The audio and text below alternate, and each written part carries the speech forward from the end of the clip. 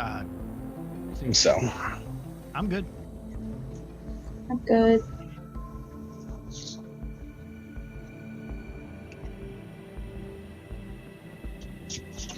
Wow.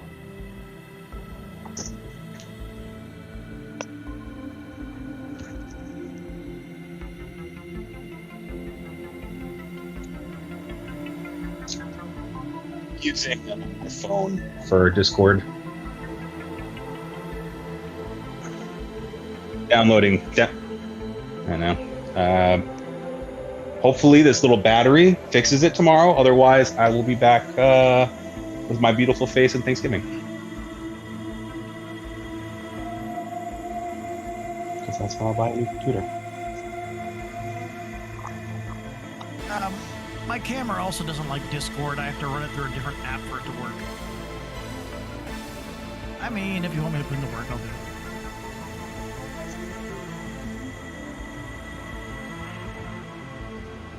Fair, I guess.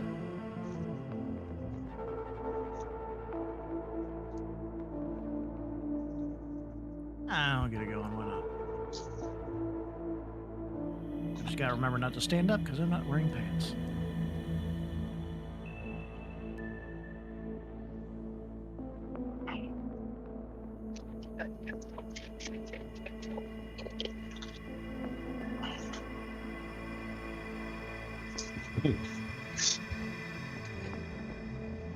No. That'll drop you right to 0. Nobody wants to see that.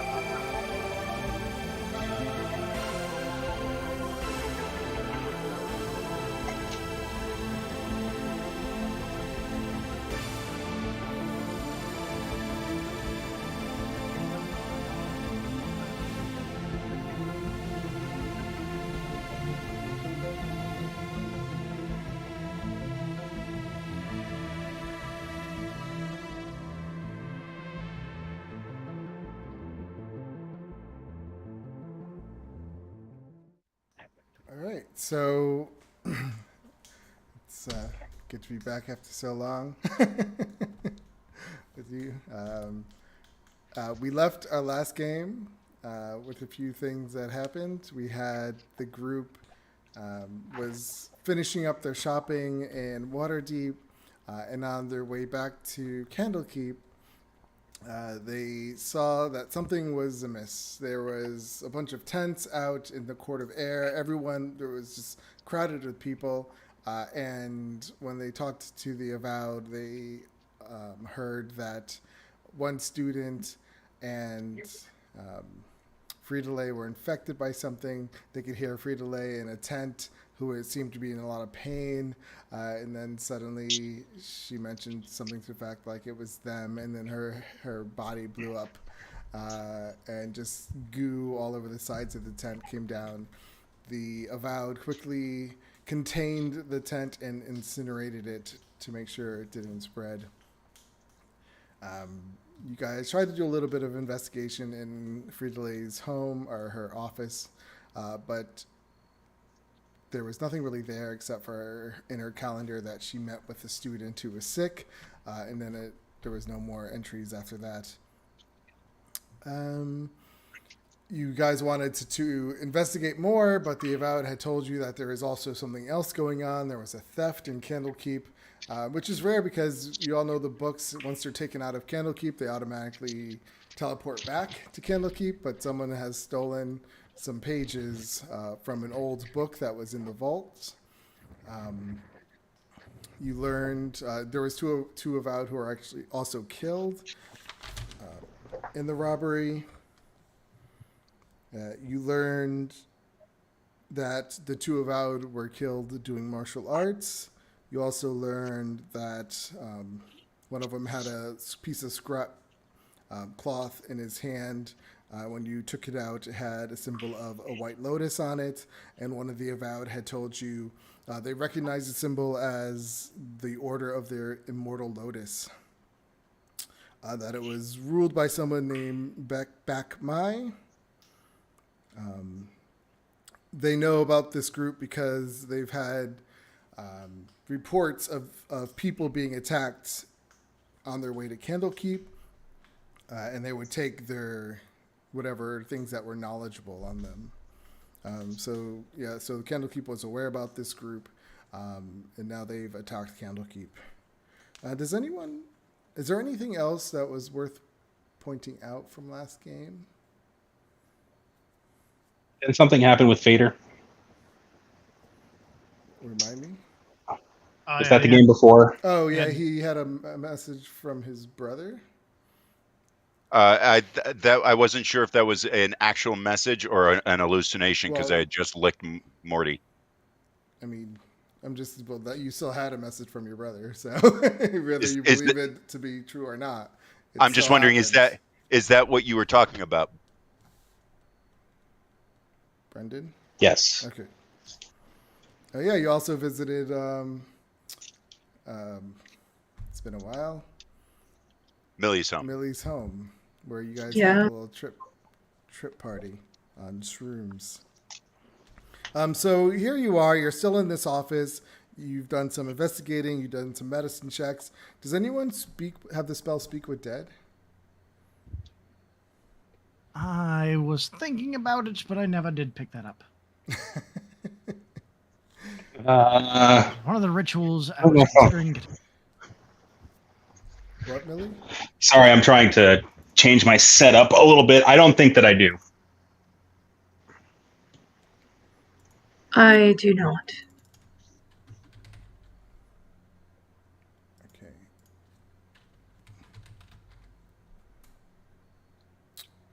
Trying to see. It's a bard. What level is that? It's a bard and cleric spell. Oh yeah. But I know Bunk can like cast spells from other people's. I can cast rituals, yes, but actually, that's not a ritual, is it? It is not. Oh. Yeah, no, so I can't take that anyway. Okay, so an avowed does come in and hand you a scroll for Speak with Dead. Good thing you're in a place full of magic. And That's fair. They say, just find out everything you can. Okay, if I remember, Speak with Dead only... You only get a certain number of questions, 5 questions. So what do we want to ask this gentleman? We want to ask him... Did he... we already know who his attackers could have been. I suppose we can ask how they got in, if he knows that. How did they leave? What's your favorite color? No. That would be cool, but we have limited questions. We should also consider getting another one of these so that we can speak with Friedley. Well, I don't think Friedley is... Need a body. Yeah. They basically incinerated everything. Okay, that was... Leopold and Hemlock took that pretty hard. I'm not happy about it now. Mm-hmm. But we can ask them if he's the one that was researching this book, correct? Who? Oh, them. They tell you it was just in the vaults, because there is a vault in this room. Okay, so it's just in the vault. So he hasn't really read the book. He doesn't know anything about it. He might have seen something now. I don't know. Ask him if he heard anything from his attackers. How many questions are we allowed? 5, I believe. Yeah, while you guys are trying to figure this out, the avowed were standing next to you, but now they kind of like walked off to the side and they're talking to each other. I'm going to go up to one of the avowed. Okay. So the main one that Tellus? Sir Tellus, I had a rough morning, and my stomach is rocking. Is it alright if we just take the trip to the loo? Oh, well, I mean, I of course, but you're not supposed to wander around. Hold on, and he sees a seeker putting books away on a shelf, and he says, "Seeker, please help this lady." And he Get comes your over. bathroom hall pass.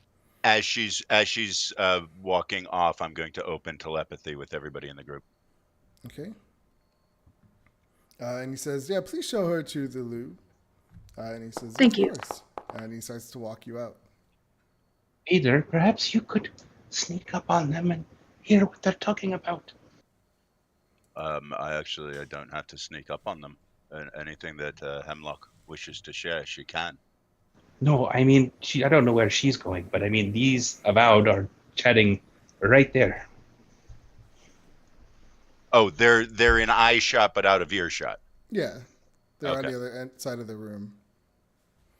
I mean, I can't turn myself invisible. I would have to somehow get behind something.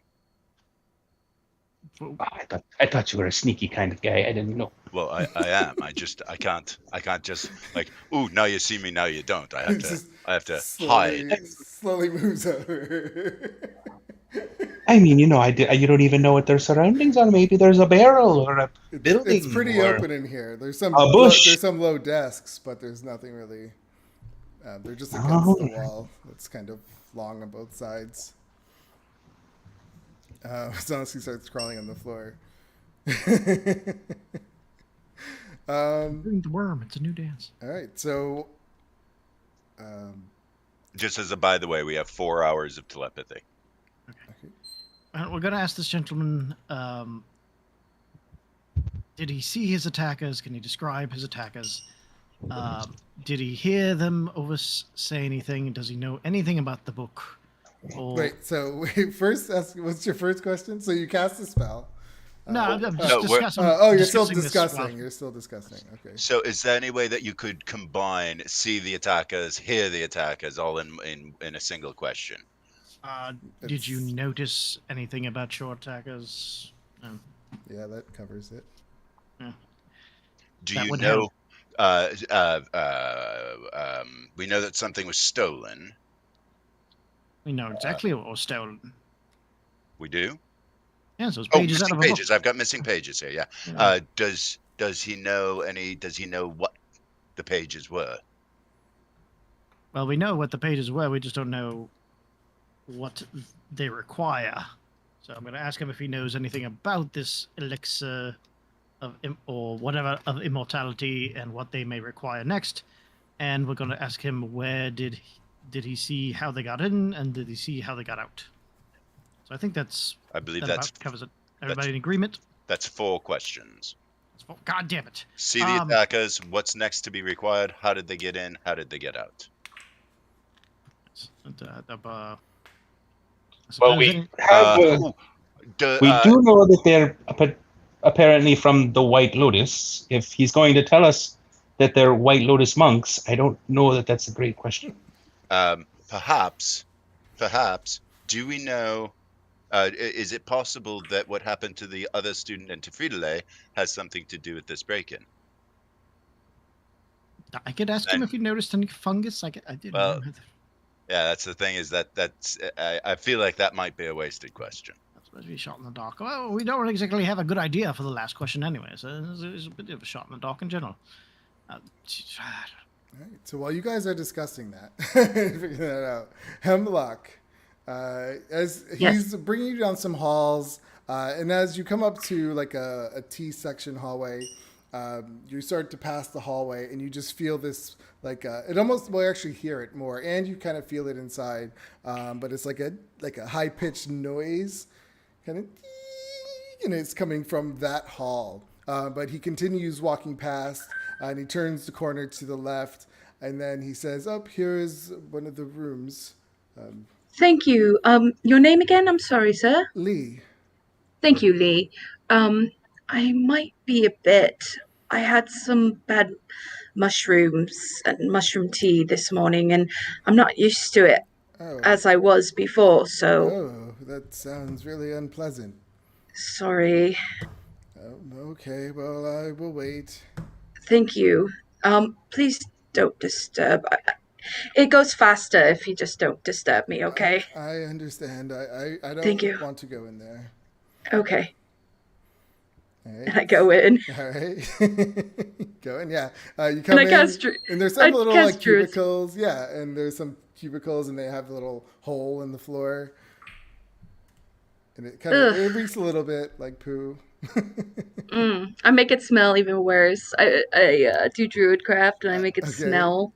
Like really bad. Do you make any And then noises?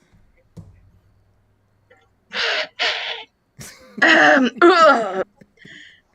Excuse me.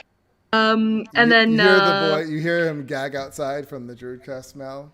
He's like, "Huh?" and then I turn into a fly. Okay. He's turned into a little fly. What do you do?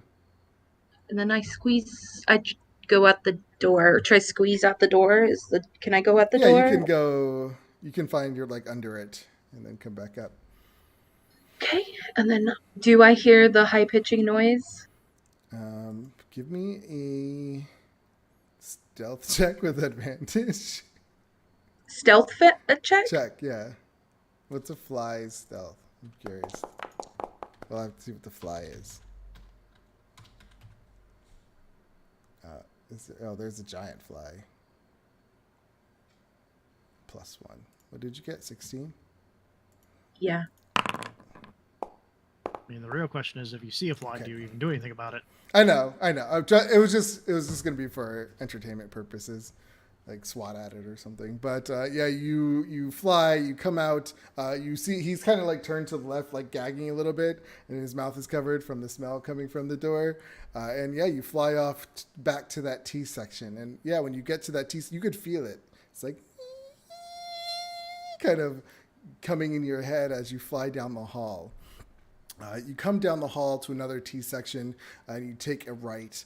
And then on the left, about 4 doors down, you can just hear it coming from that room. It's a nice, big, solid oak door. It is closed. Is there a keyhole? You look for a keyhole. There is a keyhole. Can I squeeze through the keyhole? As you go towards the keyhole, you hit this invisible little field, and you now know the door is protected from some kind of a lock spell.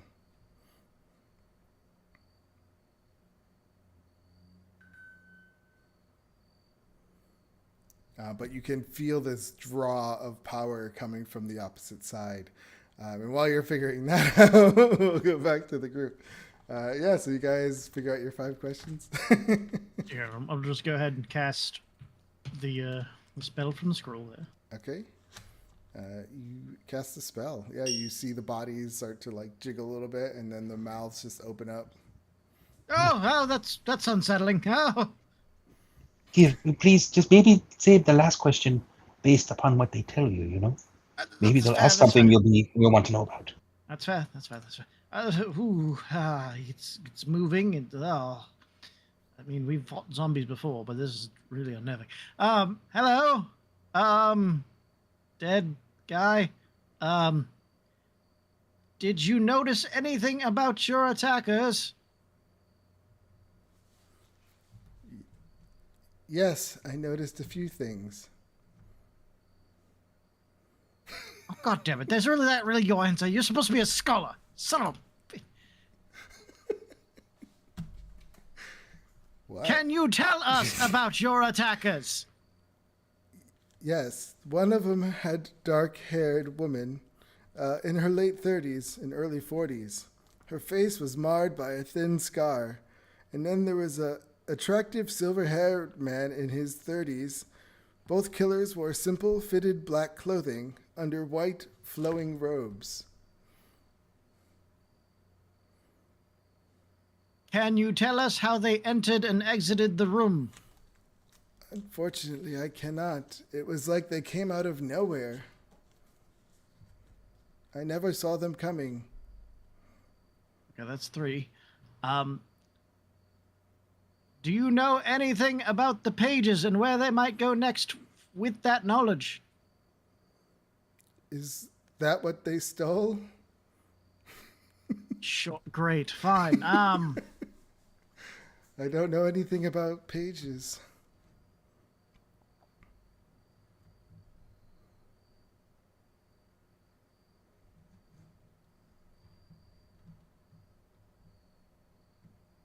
Okay, one more question. Telepathically to Leopold, perhaps something about whether or not it knows if there's any connection with what happened to Fidelay. Did you overhear them talking about anything? The killers? Is that what you... Out of character, is that who you're talking about? Yeah. No, they were silent. We didn't even notice them coming until they started hitting us. Was that 5? Yeah, that was 5. Yeah, I mean, they moved silent like the wind. And then the body just kind of trembles and the mouth goes limp or closes. Good news, we know nothing extra. Well, I don't know if this is a connection or if it's just a coincidence, but didn't the creature, the worm creature who claimed to be my mother, wasn't she a dark-haired woman with a scar on her face? I don't know, was she? I believe she was. And what was the other description of the male? There was a silver-haired gentleman? He was silver-haired in his 30s. He was attractive. And then they both wore simple fitted black clothing under white flowing robes. So the journal entries are blank now, so I was going to go see if I could find her picture again. But your mother? Yeah. I mean, you described what she looks like, so. Yeah. I'm totally hoping that that's a coincidence. I don't want to be facing her again. Why would your mother be looking for immortality or driving a weird sect of monks toward immortality? Why would she? I don't know. It has something to do with how wanting to get me to come over into her other realm. Well, the person wants to inhabit your body, right? And then maybe after he inhabits your body, he wants to become immortal. Some kind of horrible, otherworldly god wouldn't be immortal just straight out the butt. I don't know how this possession thing works. Well, that was less helpful than I had hoped. When it said a dark-haired woman, a silver-haired gentleman, didn't say anything about species, did she? Did he? It? No, he didn't. Nope. I mean, if he was anything other than elf or human, I assume he would have known that immediately, because that would have been a really weird description. But you don't meet too many silver-haired humans that are very attractive as well. It's the 1500s. You don't just assume people's races these days. Perhaps we should share this information with the Avowed and see if anyone has any idea who these people might be. Well, the Avowed knew about the Silver Lotus. They told us they were an organization. We don't know that these people are part of the Silver Lotus necessarily. We didn't get that information from them. Fair, I guess, but they were wearing monkish robes and monkishly. Well, remember there was one of them grabbed a piece of cloth, it ripped off one of their shirts, and it had the White Lotus emblem on it. So I guess we go find the White Lotuses. Do we know anything about this group? Do we just know that? Do we know its name and anything? We may have to go do some research and some digging and some things. Perhaps we should go find. If they knew anything about the White Lotuses. Perhaps we should go find a library and do some research. It's fair. So back to Hemlock. All right. So you're hovering in front of this door. You know there's a protection spell on it. and you can feel this energy calling, pulling you towards it. You feel this overwhelmingness, like you can. It almost feels like you can draw it to you, like you can feel it, and the more you focus on it, the stronger it gets. But then if you like stop focusing, you feel it kind of fade away. But you still feel the pull, but it doesn't feel like it's getting overwhelming. Do I hear anybody beyond the door? Give me a perception check. Can flies hear? Yes. Do they have ears? Sure they do. Yeah. You can sense. Maybe you can sense like if there's any kind of Buzz. yeah. What was it? 16. You don't hear anyone coming from the other side. Do I see anybody patrolling? The hallway is currently empty at the moment. Might not be in a few moments. So. Oh God. You know, also as a fly, you can't cast spells. I know. I'm gonna bamf out his. Wait, do I see any if I hear somebody, I can jump into something or anything out in the hallway? You know what I mean? I do. Get behind a book stack or something. There is a waist high bookshelf that's been wheeled into the hallway. It's currently sitting against the wall. Okay. Which you can, if you went onto the side of it and duck down, you might be able to hide yourself. All right, so I am going to bamf into me again. Okay. And when you're in your human form, you feel it again. Like you can just draw all this energy towards you. I guess I'm going to try to dispel magic, the door barrier. Okay.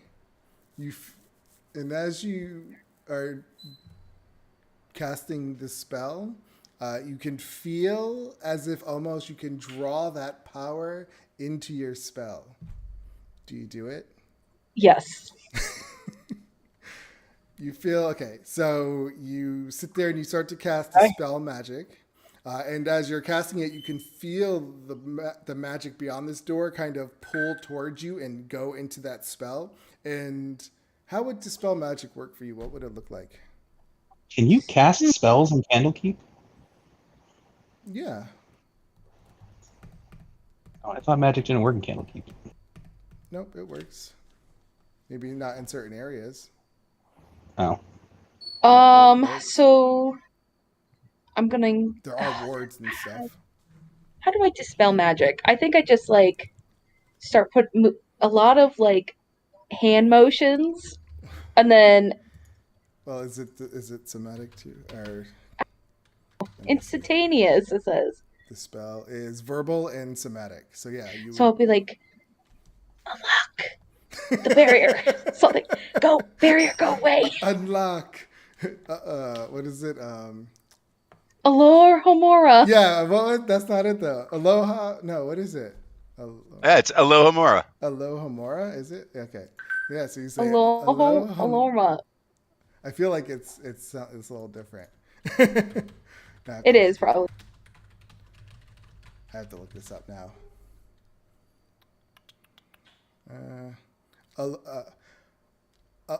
It is Aloha Mora? No, I feel like that's not how they said it though. Aloha Mora.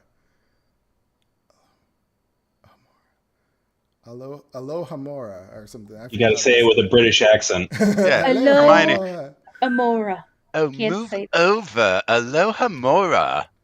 Exactly. Hello, Amora. Aloha Mora. All right, I'm gonna play it. Aloha Mora. Aloha Mora. Yep, that's it. Aloha Mora. And I draw a lock in the air with my finger. All right, but you feel that other magic come, and as it just fills you up, your spell just ignites with a flash of light, and the door unlocks. You also feel this overwhelming tiredness that are setting in, as if you just drained yourself. You have 2 levels of exhaustion. Oh shit. So yeah, you just all of a sudden just feel like, oh, like almost wobble, almost fall to the floor. Jelly legs. I stumble in. Okay. Let me see. You stumble in, and you come into a very nice office. It's lined with bookshelves all around. It has the ladder that goes up to the second tier. You see this really nice wooden desk sitting in the middle of this office. It's really neat. You see a bunch of stacks of papers on the desks and on other things around. It's typically what you would think when you think about a Avowed's office. Tons of books. And then sitting next to his desk on a shelf, you are pulled to this simple wooden box. Looks like a mini treasure chest. I take it. I grab it. Okay. I open it. When you open it, just like light just kind of shines in your face. It's like, and it's like a nice moon kind of soft glow that kind of just comes out of the box.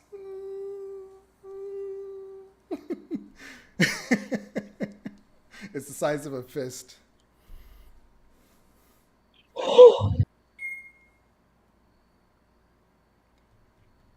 I touch it. Yeah, you can just feel the energy inside start radiating through your hand and your arm. I grab some cloth out of my pack, Okay. and I wrap it. Mm-hmm. And I put it in my pocket, Okay. and then I pull.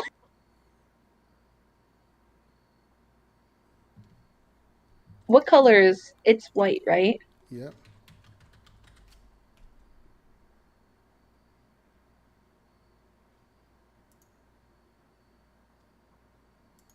I put a crystal ball in the treasure chest, the little chest, and I place it back onto Is this your $1,000 crystal ball? I have two. I found one on a Oh, body. that's right, you did. So it's like the same size, I think. I Yeah, feel like. yeah, they would be. Yeah, that's how I figured the crystal balls would be. Yeah, because you have to. So you put it in the box. I love it. All right. Oh my god. I put the box back. And then you hear someone outside the door. What? And it starts to open. What do you do? Turns into a fly. It opens up. You see You see the Avowed kid from the other library that you guys were just in, and he's like looking around really slowly, wondering why the door was unlocked.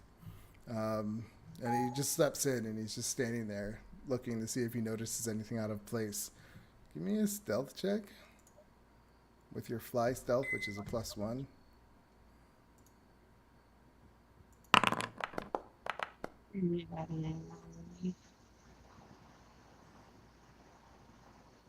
So just a d20 +1. 12. He kind of walks in. He's looking around, but he doesn't seem to notice you. But he's like moving really slow because he knows that door should not have to been locked. What do you do? Or it should not have been unlocked yet. Do you try to fly out or fly past him while he's not noticing you? I'm gonna fly on top of him, like I'm riding him. On his head? No, like on his back. Okay. And I'm just gonna sit there until he leaves, or at least gets closer to the door. God. I just want to see what the heck he's gonna be doing. He is actually doing this with advantage.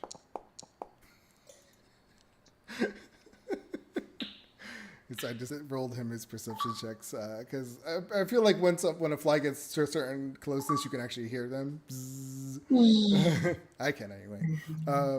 But for some reason, he steps on like the wood creaks as you get close and land on its back, and he doesn't notice you.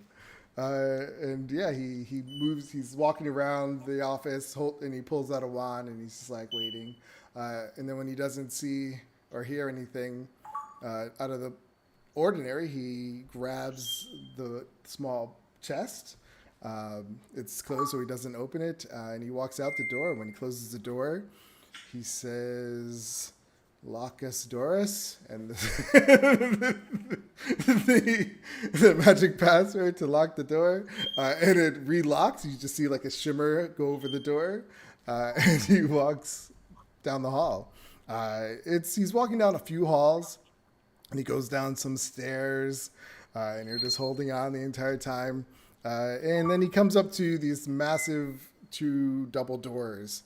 And he says, I have something. There's 2 guards standing on both sides. And he says, I have something to put inside the vault. And they give him you can't really see everything happening because you're on the back. But he's like writing into a book, like what he's putting back and where it goes. The doors, they open the doors, but there's people inside. And he hands them the paper with the box. And someone takes it and the doors close and he walks out. And he makes his way back up to starts to make his way back up to the room. Now I have to see I dip off and I go into the bathroom. Well, I have to see if that kid... True. If he was just waiting there the entire time, because it took some time. I told him You did. But he wouldn't have heard anything for a while inside. Let's see. Roll me a persuasion check. I just want to see if it beats my check I just did.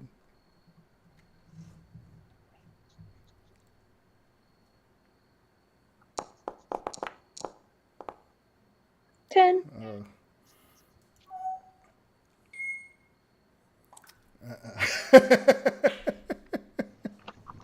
So, as you come back up to the door, you notice the kid has it slightly ajar, but it is a woman's bathroom. So he's like, hello? You hear him screaming out, like, are you in there? Shoot, I zoom in. Okay. I go into the stall. Mm-hmm. I drop myself, my fly cell. Okay. I drew crap again. Make a big fart sound. And then sensory is smelly. Smells like skunk. And he closes the door. I'm sorry. I told you. Gag again. Why would you danger in this bathroom? I'm sorry. And he just sits there. All right. Back to the other group. Can't hear you, Rob.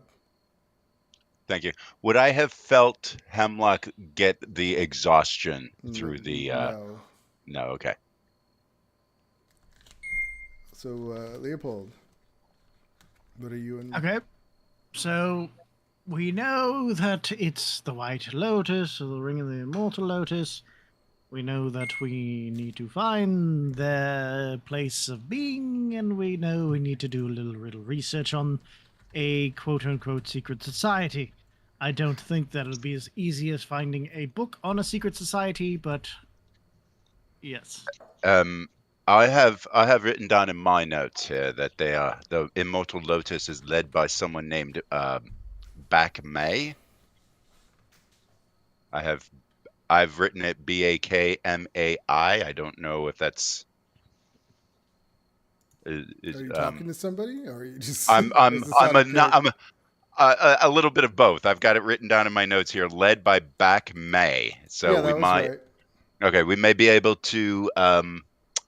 Perhaps if we can look up Immortal Lotus, but we may also, if there's a sort of a ledger of people in the area, perhaps we can look up this person as well. I don't know if this person is at all renowned or not. I mean, I don't imagine the Avowed left us here by ourselves, so I assume there's one of them standing near. Yeah, they're still in there. Okay. So where can we find more information on these Lotus characters? Good question.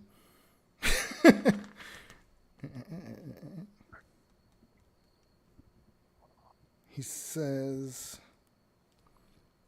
I know they were settled in the city of Baldur's Gate for some time, but they were kicked out. The last reports we have is that they were somewhere in the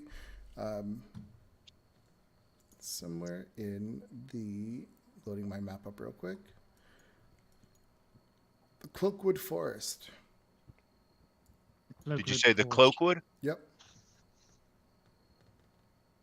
That's the forest that you guys teleported in and out of at one point. Well, there has to be some kind of city near the Cloakwood. I don't imagine they're living in the Cloakwood. Yeah, there's the city of Baldur's Gate is north of the Cloakwood. The Cloakwood Forest is in between Candlekeep and Baldur's Gate. Okay. And is there any nearby towns other than Baldur's Gate and the other one? Well, the closest... Baragost is near there. Baragost? So they would need some kind of place to get supplies. I doubt they're self-sufficient out there in the Cloakwood. So maybe we need to go in and check with Baragost if that's the closest town. I don't know if that's the closest town. From what we understand and hear from the attacks on the road, they are living in the Cloakwood. Can we get the map up? Yep.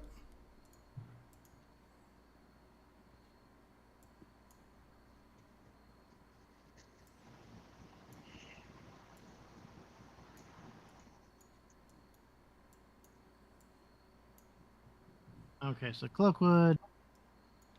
Oh, that's like real close to here. Jesus.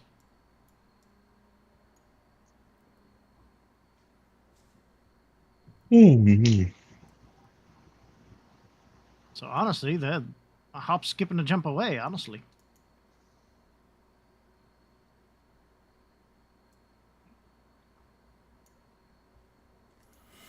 All right. So while they're discussing that, I would say, Brittany, you probably would have come out by now. I mean, would you, or is there something else you were going to do? No, this is it. I'll be all exhausted walking back. Yeah, so and it's a little awkward as well because he's giving you like the weirdest looks. Sorry. And you can just tell he's For like blowing up trying the to hold his bathroom. breath while you guys are walking. And yeah, you do. You feel really tired. You have also exhaustion gives you. The first one is disadvantage on ability checks, and the second is your speed is half. So you are walking slower, and he's like, "Are you okay?" That was the worst stomach pain and just stomachache I've ever had in a very long time. Okay. And it takes longer to get back, but as you guys come back in, we have, you see Leopold, Vader, and Millie all together. So maybe we just need to rummage around the cloak. Good Lord, Hemlock, what the hell happened to you? The mushrooms. The mushrooms really got me, guys. I'm not used to Millie's cooking that much anymore. I don't believe it. My cooking is impeccable. Oh, it's the best. I would eat it, drink it all over again. My mushrooms are very medicinal. Do we need to find you a healer? No, you just look... I probably just need to sleep. Yeah, I have got a new batch of mushroom tea that'll straighten you right out. Oh dear, that would be lovely. Maybe after we get out of this place. Did you talk to the dead guy? Yes, not much to go on other than one of his attackers might have been Fader's mom. Oh, no, dear. I'm sorry to hear that. We don't know exactly why she would be... an eldritch horror would be hanging around a bunch of White Lotus monks. I mean, on the other hand, all we know is that it's a woman with dark hair and a scar on her face. That could be anybody. That could be, well, it could be any woman with dark hair and a scar on her face, but yes. Silver-haired fellow. Yes, although we do have the son of the Eldritch Horror that just kind of hangs out with us. Yeah. You know, so I mean, it's not that far-fetched, is it? Well, we have a person who she claims to be her son. I'm still not sure if that's actually, mom. That's a good point. Should we start watching to see if you sprout tentacles in the middle of the night? You He haven't doesn't.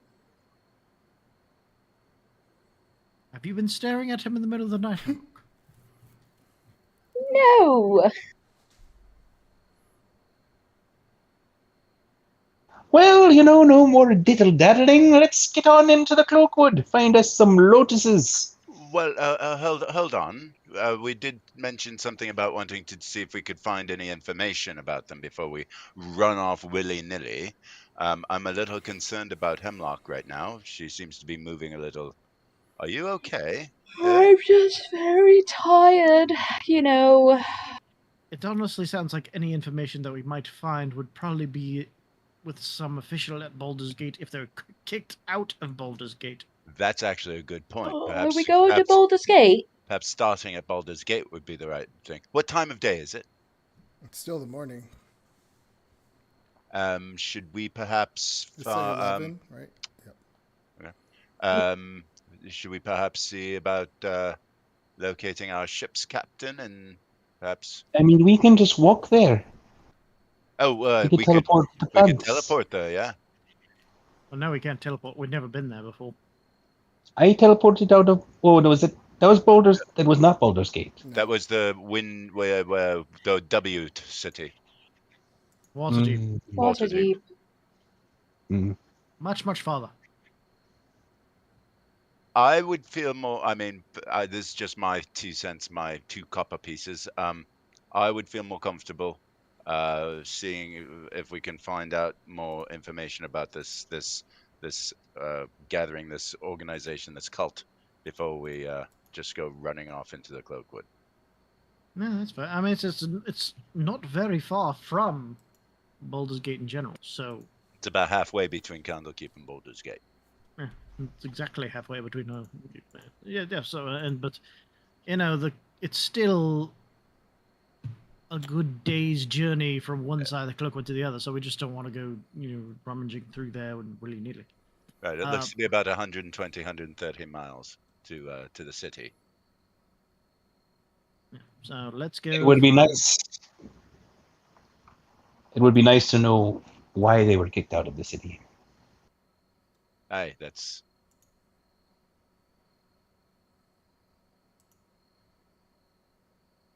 If we do find a ship, they can also drop us off. It seems like the Cloakwood runs right up against the shore.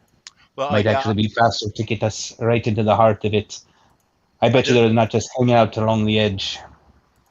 I don't know if you were with us, but it may have been during your brief interlude somewhere else. But there's a ship's captain who we have an agreement with, and whenever he's available, he has offered us free passage. Yeah, but we don't know when next time he'd be available. Doesn't he just take us to Waterdeep, though? Typically, yes. Although, I mean, Baldur's Gate is on the way to Waterdeep. I mean, it's true. You might even recall Van having a conversation with him and him agreeing to stop in Baldur's Gate. That's true. When Van was interested in getting his sword worked over. All right, we'll go to the docks and see if he's there or not. I mean, it could not even be there. It might just be quicker just to walk there in general. A good point. All right. We're ready to leave. I suppose we need an escort out of here. Oh, of course. I'll show you out, Tella says. And as he's walking, he says, have you learned anything new? Just that we need to find where these white lotuses are. Nothing really concrete. I believe we may need to go to Baldur's Gate to find out a little bit more about this Lotus group. We also found out that the people there were an old woman in white and black cloaks with a scar on her face, and an old man with silver hair. I believe the man was silver-haired, the woman was dark-haired. I don't know if there was I don't know if it was that she was an older woman. and that they appeared seemingly out of nowhere. Right. And if you were to know anything about that, or inquire with those who might, it would be wonderful to learn more about that.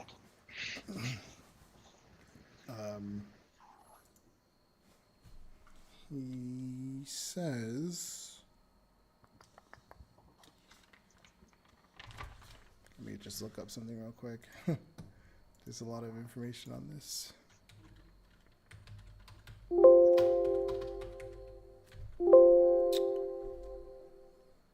I'm spelling Baldur's Gate wrong.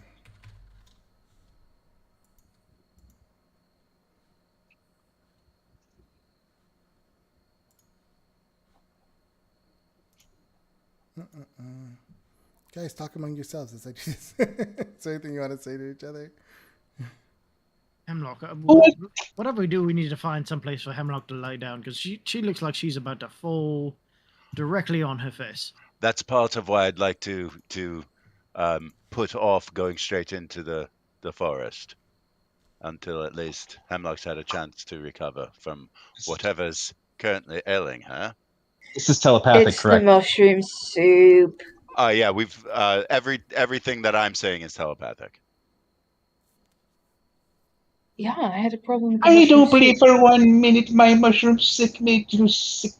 I've Well- never had anyone get sick of my mushroom soup. It's the best soup you could possibly want. I've never torn up a bathroom like that before. I'm sorry. Mm-hmm. Could it be a combination of the mushroom soup, the mushroom tea, and the licking of Morty?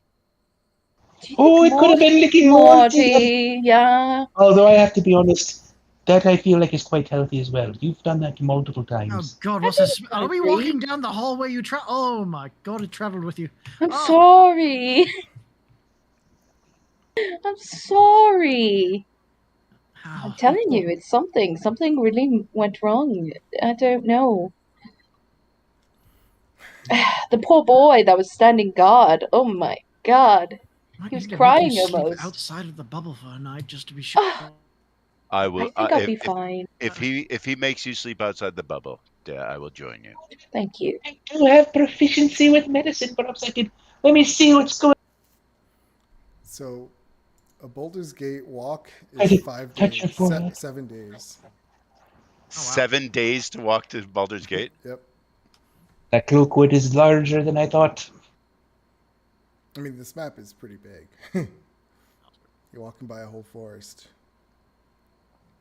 Millie, high five.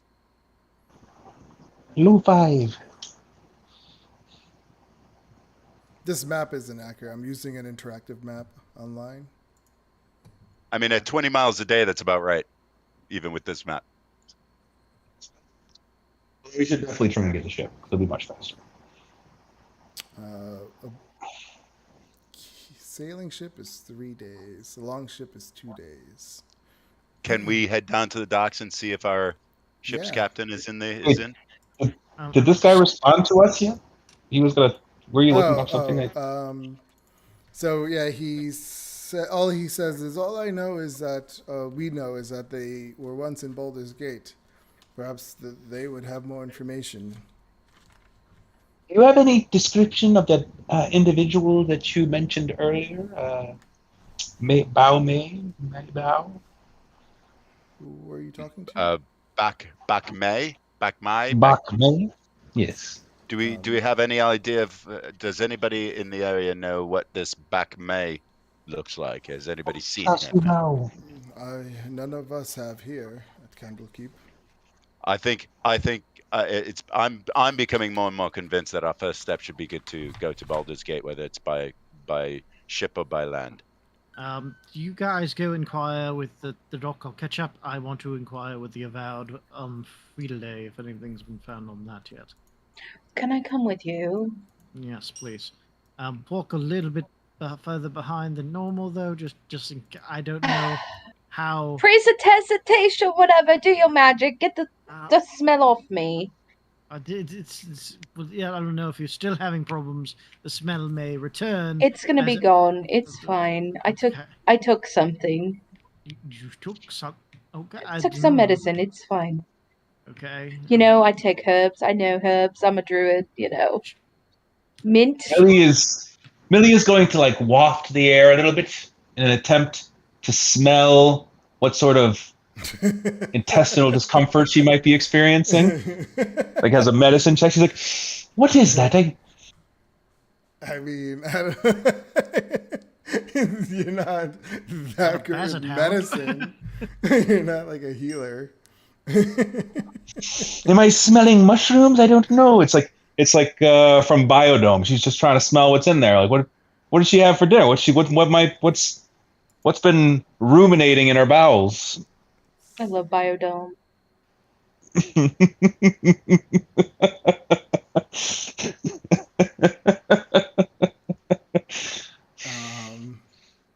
So I mean, is there a scent of blood? Is It bile? smells like skunk. yeah, it smells like skunk. I'm like skunk. You smell like us. Did you transform into a skunk? Millie, What? Nothing. For Millie, I wanted to say, give me let me see, because you can cast this spell, so you might actually be able to put it together. And insight. No. Yeah. Would it be Arcana? Insight sounds correct. Druid spells are wisdom or like some sort of nature or something. I don't know. Or even medicine. I would think it would be like it could even be perception, honestly. But give me an insight.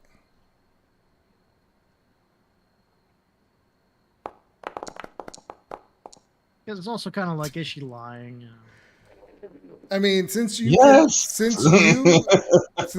can cast this spell, that's wrong. That's not right. Why? Unless. Well, do I have like your some wisdom is 20. Is that true? Yes. Then your okay, maybe it is +9. Yeah. Oh, okay. Wait, is it +9? Wait, you have 3 proficiencies. Constitution. Oh, you didn't take a feat that gave you 1 or something? I can't remember. But I see you have Constitution, Intelligence, and Wisdom all checked off. Yes. Well, she's proficient in insight. If you're proficient in insight, that's +4, +5 for wisdom. No, I know. I'm just saying usually people only have 2 attributes that are. I think you took the endurance. Yeah, that's what I'm asking. Yes. Yeah, you took the thing. Yeah, for saving throws, yeah. So, yeah, since you cast this spell before, you know the similarities that you can create this smell. It's up to you to choose if you want to say it or not, but you kind of get that hint that it could be a spell. It could be Druidcraft. So while you fester on that, Leopold, you said you were going where again? I was going to go to the Avowed tent and see if they had found anything more on Fiddle and the strange fungus. Okay, and Fader and Millie are going to the boat, to the docks? Yeah, see if the boat's even here. Okay. All right, so yeah, they're walking out. So, you guys would get to the Court of Air together, and then they would keep walking. Basically. Okay, let me get you on Candlekeep map.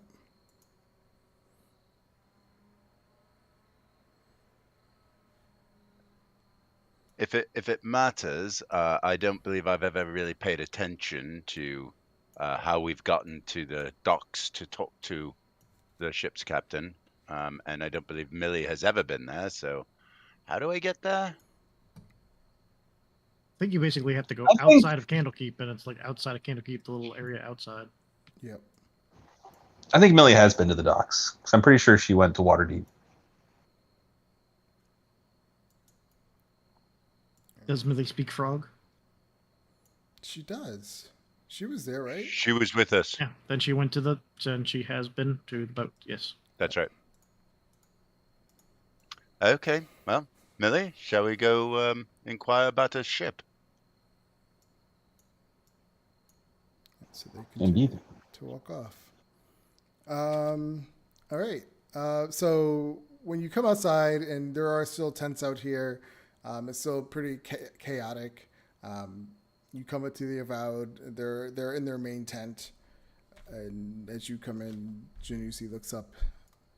Ah, so have you found out anything interesting with the murder and the theft? Dealing with the Order of the Immortal Lotus, at least it seems to project that way at first glance. I've heard the about symbol, this. The symbol was found. This lady and gentleman, 2 attackers apparently, appeared out of thin air and attacked these people and made off with the pages. We're going to be going to Baldur's Gate to inquire a little bit more about this cult or monkhood or whatever they are. Apparently they were in Baldur's Gate initially, so that might be the best place to start for clues. I just wanted to know if anything has been discovered with Fidelay and this damnable fungus. He says, not much, unfortunately. We are concerned that your friend Mildred returns, and then this fungus also seemed to have returned. There was no sign of this fungus prior to that. At the level of infiltration it had inside the House of Rest, we would have someone would have definitely seen it. Is there anything you can tell us? I mean, we've been with her the entire time. I can't think of anything that would have caused this with her. I mean, she was literally back for 1 day. Do you know where it came from? The fungus? No. All of a sudden. Our records show that she gave. I'm trying to remember. I'm pretty sure you did. You gave some of this in a little vial to them to look over. To you? Yes. Yes. Do you know where you got it from? When our previous man exploded. Yes. No. This happened before that. What? Do we meet fungus people in this campaign? Is it from them? Out of character, Millie found it in the forest. I thought Millie collected it from the dead body. Yeah, didn't we collect? That was after. You found some fungus in a forest. You collected it because you went foraging. You brought it back. It was growing. And then somehow, what's his name, got infected with it and his head blew up. Out of character, did the rest of us know this? No, I did not know that. It was just it happened to be one of those things where she's like, I'm going to go look in the forest for anything. And I said, you found some fungus that you've never seen before. And she right. I remember. Millie has been with us the whole time. Well, that certainly would change the way I've looked at the events that have occurred over the course of this. We can all go back after this and make sure. No. But I'm really positive. I remember you just finding it because that's how I introduced it. Maybe, yeah. I totally forgot that even happened. If that did happen, you say it happened. Bunk doesn't believe me. I just don't recall any of that. This was. It would be like our first game. Was that this was almost in the very, very beginning. Yeah, you guys were on your first excursion through the woods or something like that. Would Millie necessarily even put 2 and 2 together and remember that? No, probably not. I mean, I feel like she would remember where she got it from. So, as a semi-fungus expert, thinking back to when I actually took, because then I went and got another sample from his dead body, and that's what I grew in my room and turned into the huge thing that took over. We're gonna have to go back now and. That I do remember. The thing that took over the room and got us we had to move came from the dead body in the bar.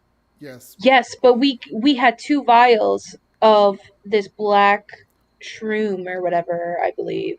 that was collected in the woods? Yeah, something. Yeah, like and that. one Yes. I took and sent to them that I collected.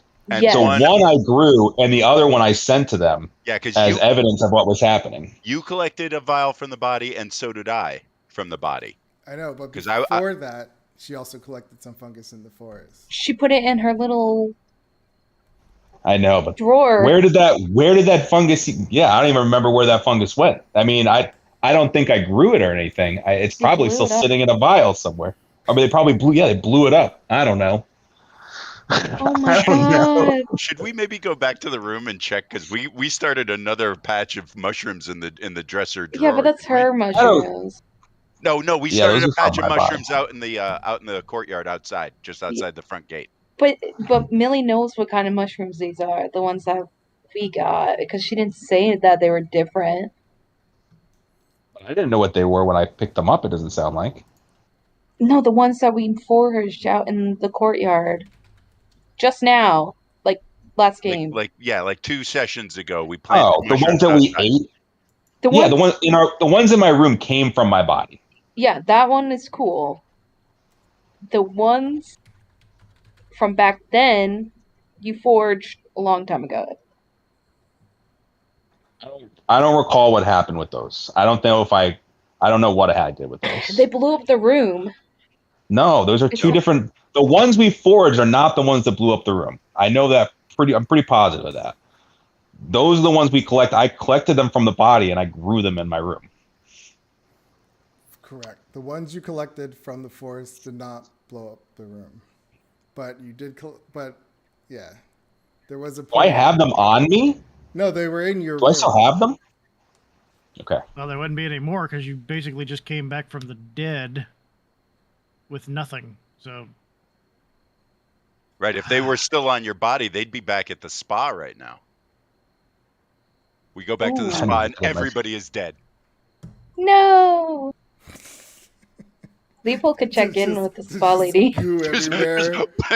Exploded bodies. Just everywhere. That would suck. Is this all stuff that we are now realizing in character, or is this just like us out of game? Well, you and Vader are walking off while we know nothing. We're like, and Hemlock are probably realizing this. I honestly don't. We're gonna have to go back and look at these. Yeah, we'll have to go back and look. I'm just like I'm telling. I'm not. I don't believe. I mean, it blew up our first employer's head. And then that room was nuked, and she's now come back from the dead with absolutely nothing. So I don't know where it would have appeared from again, even if she had it before.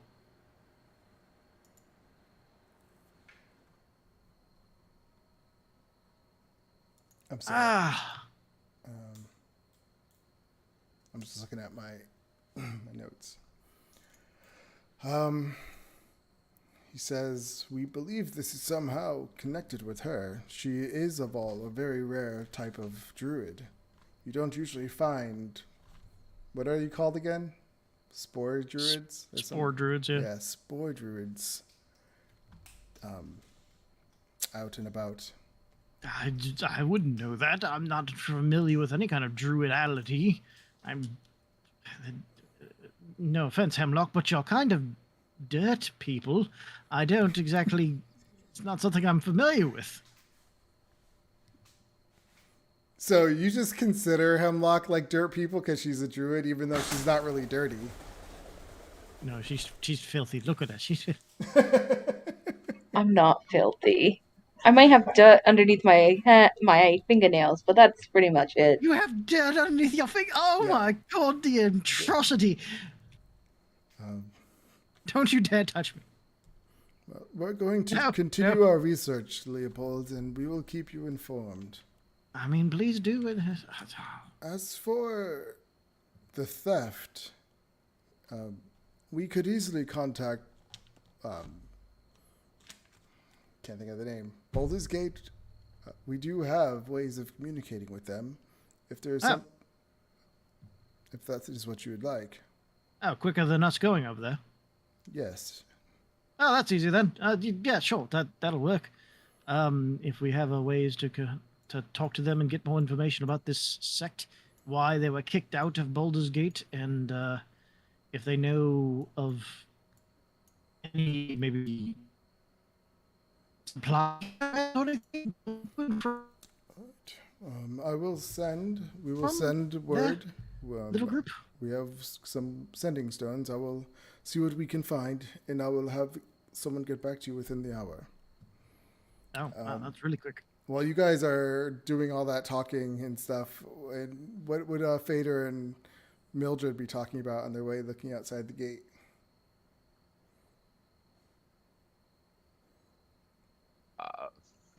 I just love mushrooms. They're so delicious and nutritious, and I love them so. So she's getting high. Yes. All right, you make your way And up. I think Fader is Fader's still trying to wrap his head around the fact that Mildred was gone and now is back, and this is still really hard for him to sort of. He's feeling very awkward and very like I don't really know how do I talk to this person who's been dead for so long. So, Vader, tell me about your mother. What is it like being the child of some sort of horror? I mean, even if you're not certain, it must seem almost probable at this point that you are.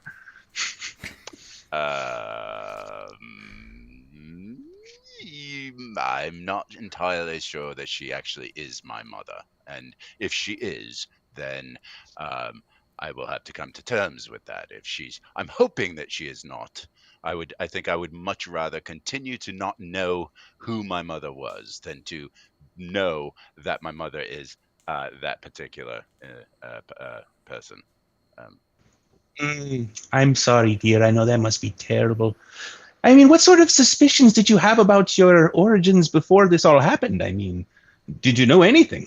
I literally knew nothing except that I had this ability to produce, and I summon a dagger and just sort of toss it to produce that. Well, I'm sorry that they abandoned you, dear, but is there any reconciliation? It seems like they're quite interested in you now. That's the kind of interest that I prefer to do without. Well, we should get ourselves a boat. Aye, that we should. All right. So as you guys are stepping out, looking off into the water, unfortunately, you don't see that boat. He must be out at sea. I will telepathically send that information back to the other two. Well, that's. Are there other boats? I mean, there are like fishing boats and stuff that you see out there, but you don't know who they are. Captains. Our boat and captain are not here at the moment. I don't know when they will be here. We're heading back. Have you heard and learned anything new? Well, yes, apparently they can just talk to Baldur's Gate through a sending stone, so we actually don't have to go anywhere. Okay, that's actually good news that we don't have to make the trip all the way to Baldur's Gate. I would still prefer to wait at least one day and give Hemlock a chance to rest before we go. Fair enough. We'll meet back at our spot in the Court of Air where we pitched the tent, I guess. Millie and I on our way. Okay, so yeah, you meet back up at your tent. Dome, really, but yes. Dome. Right. Well, it's not there until you cast it, so yeah, I guess you would. Yeah, okay, I get it. So you're over here. Do you think they're gonna do anything for Fiddle and the other person who passed? I don't know. They certainly didn't do anything for that last person. Well, not that we know of. Not that he was very well liked. Yeah, he was kind of mean. Fiddle was sweet, and I feel very, very bad about her head exploding. Well, her whole body exploded. Millie, you didn't grow any more mushrooms, did you? Well, I grew my own mushrooms. You grew your own mushrooms. Where are they? In our bedroom. And we can't go into the bedrooms, can we? Why not? It's still locked. Oh, that's right. We're all locked out of everywhere. I don't think they're those mushrooms. How is it that I mean, Millie would never? You know, they have Well- arcane locks and stuff on the building. Similar to... Never mind, you guys weren't there. Millie would never intentionally. This is true. I feel like I've grown a lot of mushrooms. I mean, I don't know. I nothing I did seems overly suspicious, other than growing the other mushrooms that I grew, which were very suspicious. And yes. I do have this spell scroll. I can take a peek inside of our room. It's weird, but it's something that I can use the spell scroll for. It's actually... I don't know how expensive this spell scroll is, though. Is it something that you could copy over into your book? No, it's not a ritual. It's a third What is level. it? It's clairvoyance. I can create a little sensory orb in the area that I've been before. I could can kind pick of a- scry scrying you have to on do the a mushroom. person. No, you can. Oh. Well, out of character, the scry spell is on a person or a location. It is? Yes. That spell scroll's worth $200. 200 gold pieces. 200 gold. Ideal to go using it willy-nilly, but... It's not the sort of scroll that is that useful all that often. I mean, it seems like a perfectly good time to use. Yeah, no, scrying just says you can see and hear a particular creature you choose that's on the same plane as you.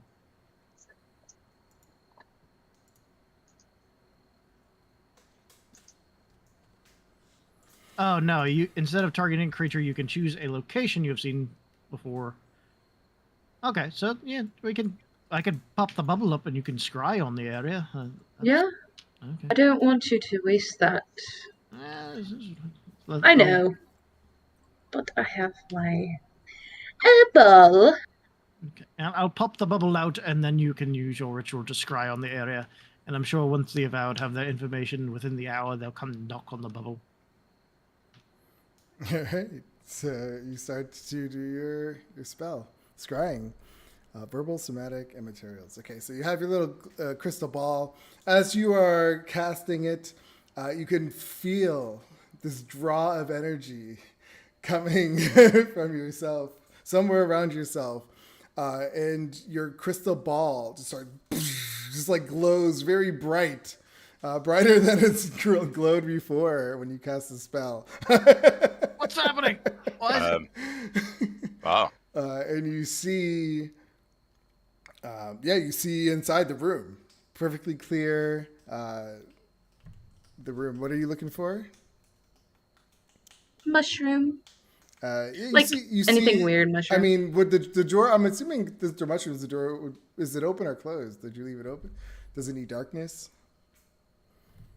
Or does it need light? Mushroom. I think whatever. It probably needs like very like dim light, so it's probably maybe it's got like a little like semi-permeable cloth over top of it, like translucent cloth over top of it, so it doesn't get too burnt or too much light. I mean, it looks normal from just looking at it from the outside. Nothing's growing out, nothing's growing over or out of control. Hemlock, you are looking positively radiant. Thank you. I see nothing. Nothing's different. Why is everything explode? Why is it so bright in here? Oh, I don't know. Great. Okay. Good. Now, is everything good in the room? Are we good? Yeah. According to my ball, everything looks normal. And then, if you let go of the spell, it would go away. Or Jesus. Okay.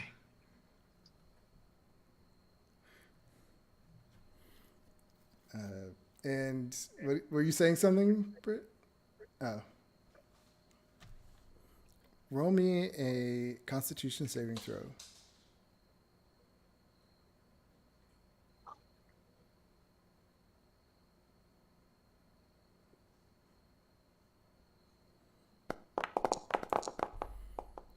$19. All right. Yeah, you're just like, whew, like that was, but you're fine. Oh my, by the gods. Okay. Well, I mean, if you're up for it, Hemlock, if it's your spell's not malfunctioning, you could use that little scrap of fabric we got and see if you can scry on the lady that left it. Okie dokie. Is that something this spell does too? I mean, if you have a piece of it. Yeah. Possession or garment. Okay, perfect. And does that lock on the person or their area? Does it say? That would lock on the person. On the so person? It would, yeah. So it'd be the person would have a +5 to their saving throw against the spell, but it would also get a -4 because we have a piece of their possession or garment. So it'd be a +1 to that person's saving throw. Okay, let me find. We didn't find any body parts of her, a stray hair, anything. Nope, just the cloth. So what kind of wisdom?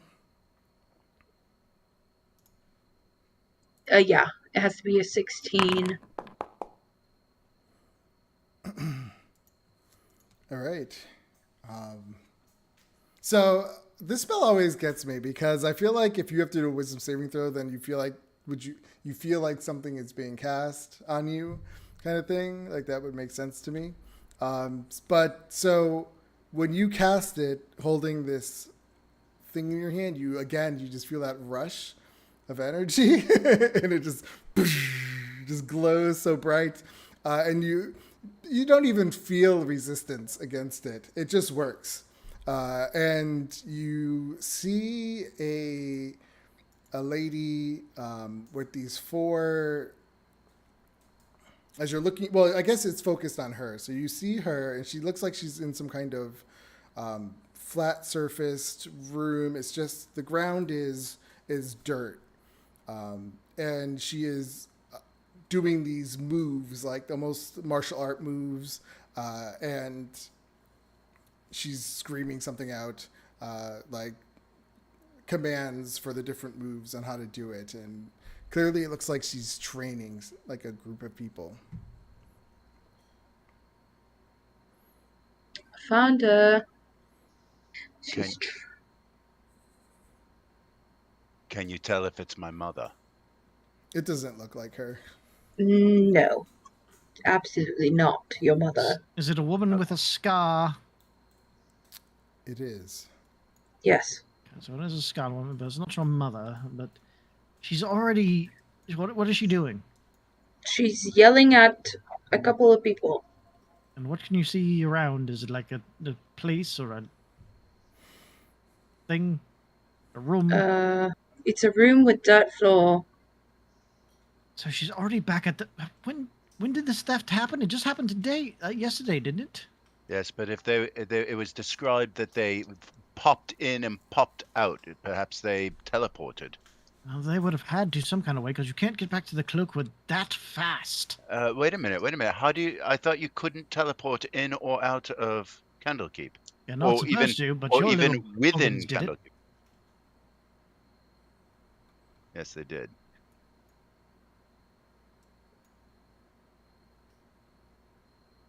That's Something what I saw. doesn't add up here.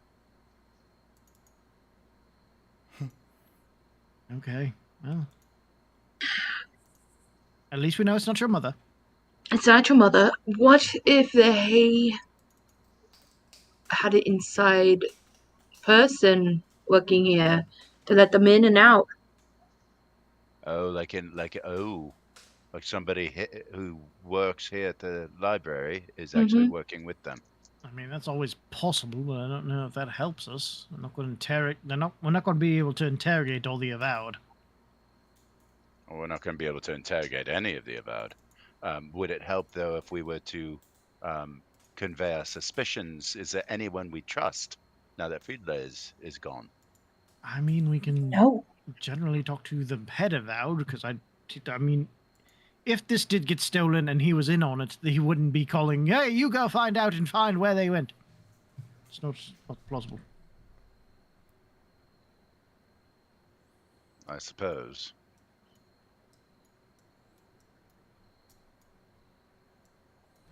Okay. Do you let go of the spell, or do you just keep watching? Yeah, I let go of my... How long is it? I'll keep watching until 10 minutes? 10 minutes. Yeah, you see just 10 minutes of that, pretty much.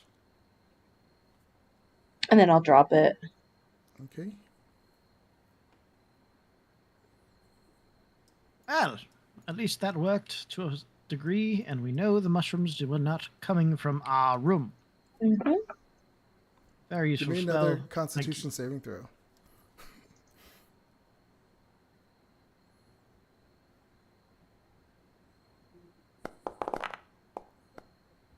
That definitely took more out of you, and you just feel another level of exhaustion. Oh no! I mean, you just feel tired, like woof, dizzy. Hemlock, are you? Yes, are you all right? I think you need to lay down. Yes, you really should. Something is not right with Hemlock. No. I'm fine. I feel relatively certain that she made herself smell like a skunk, just not very recently. I don't know what you're talking about, Millie. You made yourself smell like a skunk. Hemlock, Leopold, would you mind if we went back over into our little corner over by the well, and we're in a dome right now. We are. Oh, we're in the dome. Yes, we're in the, I guess the dome while she was casting scrying. Yeah. Hemlock, why don't we agree to not go off on our trip straight away, and let's see if we can figure out what's going on with Hemlock. Oh, I'm fine. Don't worry about me. You're perfect. You're wonderful. Malfunctioning. No, I think I'm fine. Well, Hemlock, her spell worked just fine. It works better than ever. I'm just tired. It's been a day. My favorite her mentor? Yes. Boss? Boss? My favorite lady of Candlekeep? Flames in front of me? Like, come on, I'm emotionally drained. I don't know what to do anymore. That's a good point. I'm just tired. Let's get you lying down there.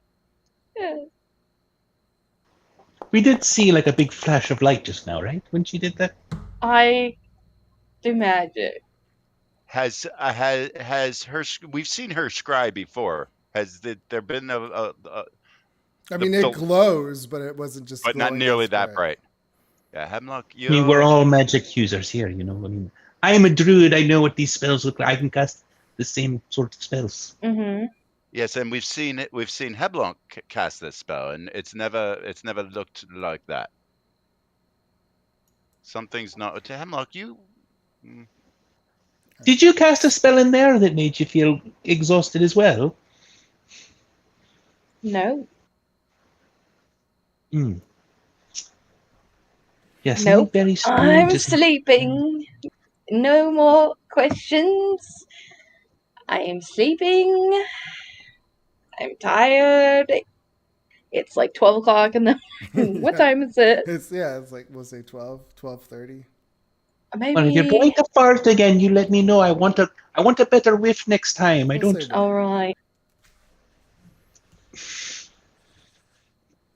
I'll tell you when. I'll give you a fair warning to come closer to me. I want to get a real good smell on it. You know, I can tell these things sometimes. I'm telling you. Yeah, I know. I'm a great analyzer of flatulence. She's a good medicine woman. Okay. So that is so I mean she's resting. She's not answering any more of your questions. What are the rest of you guys doing for the rest of the day? I guess I'm waiting to hear back from the Avowed on the with the. Yep.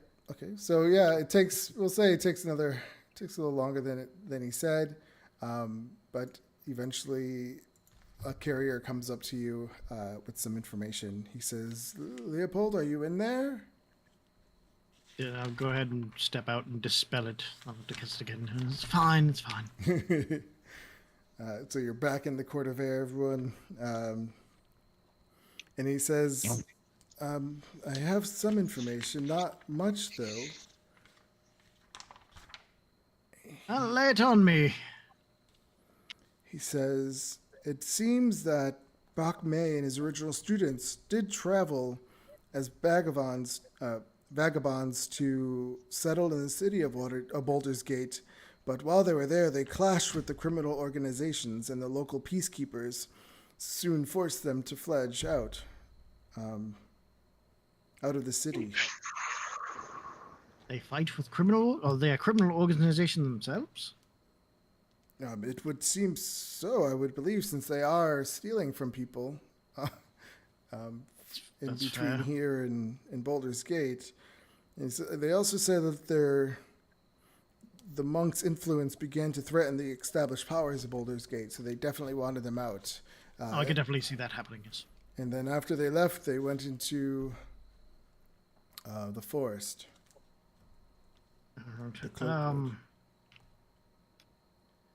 All right, just pass on this message to the Avowed as well.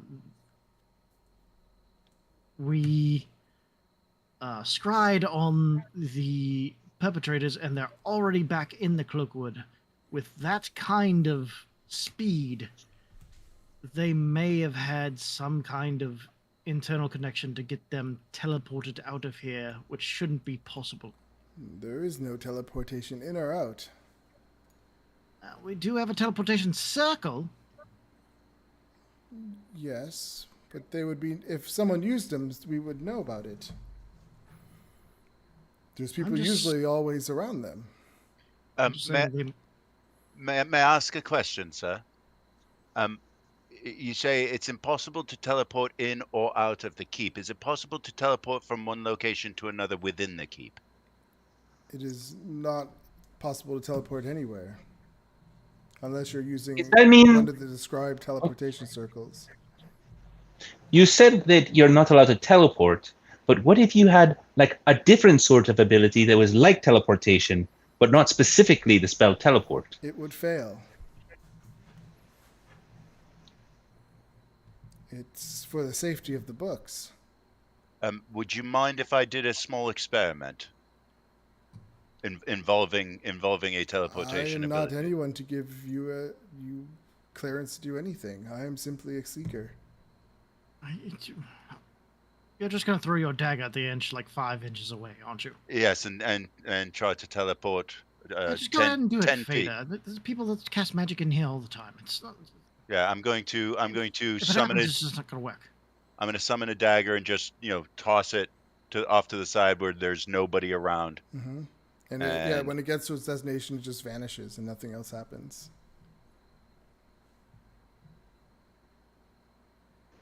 I mean, didn't you guys just say that you had seen the other alien guys teleport in here? Yes, which is making me wonder. Well, I don't know if they were teleporting when they came in. To the seeker again, sir? Is it? Do you know?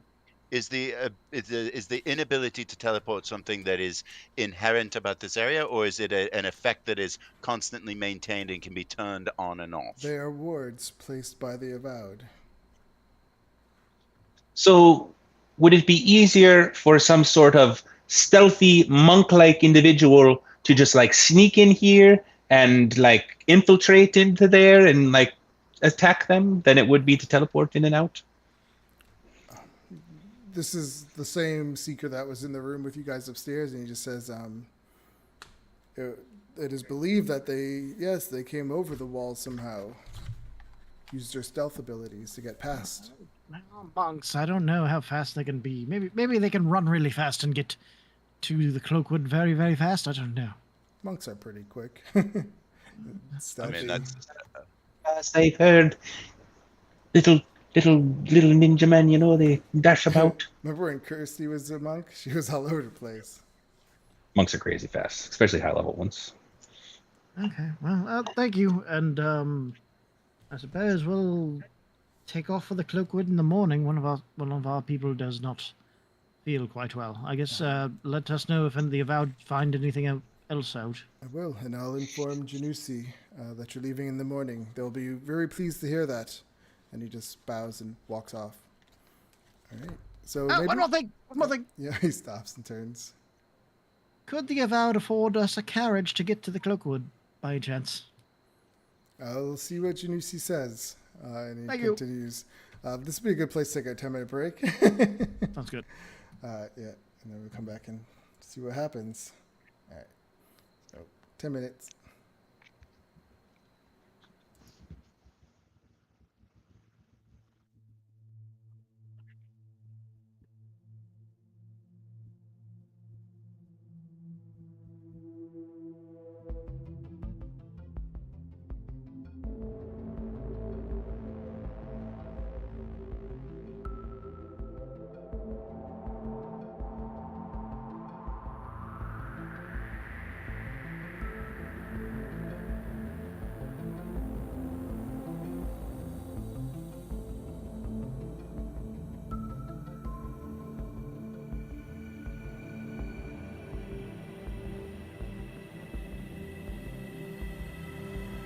Alexa, set an 8-minute timer.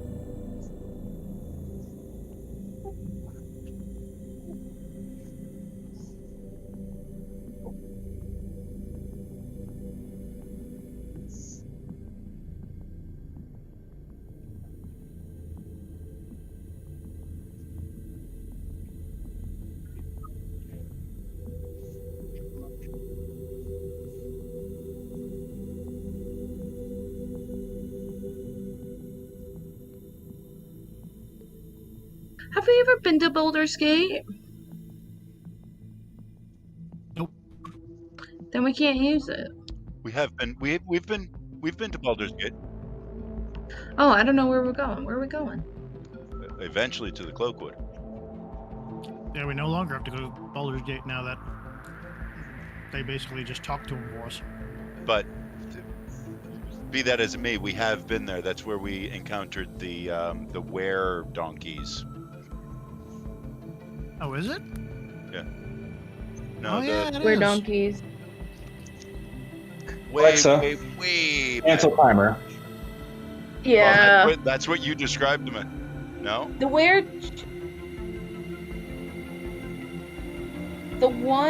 that stole the books. They weren't called were donkeys. They were described as they were asses, but they were described as being were-like. But they wanted us to bring back to life their leader, and we didn't. Jackal-wares, yes. Oh, okay, yeah, okay.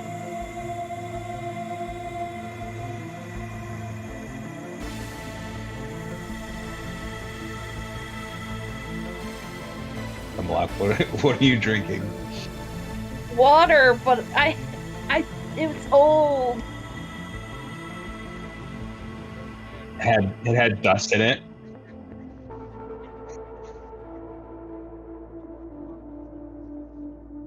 Stop drinking. Not using any mixers?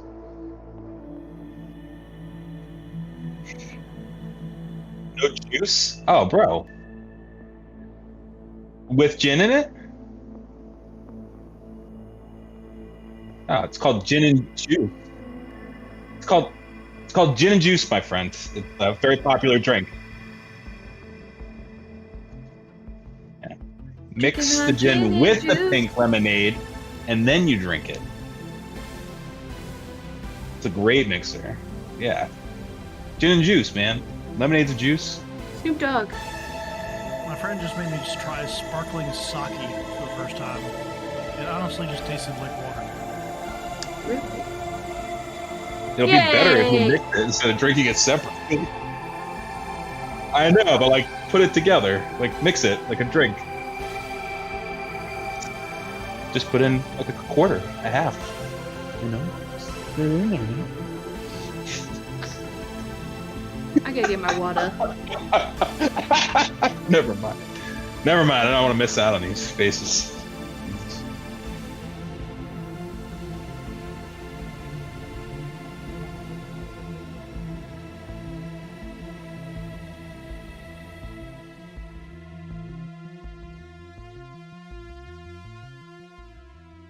Yeah, she was.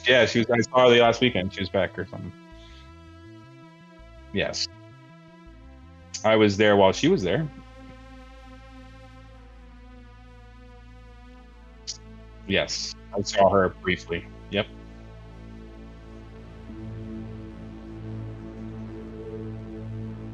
I did no. I may have been. Oh no, she wasn't there for that. I was gonna say I've been to my place a couple times, but no, I was just like barely there. I think we were there pretty early in the day, and we were heading somewhere else. We should hang out next time I'm in town. It's tough because it's hard because I have so many things to do while I'm there. I did try to get us to play in-person D&D, and nobody responded.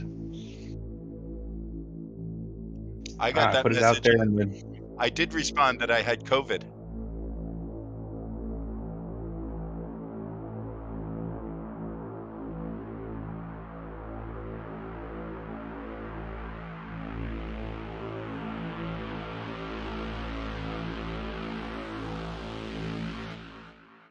All right, before we go back, I just want to say I've been dying to get into combat with Millie. We've had like 3 episodes of downtime. I have been so excited.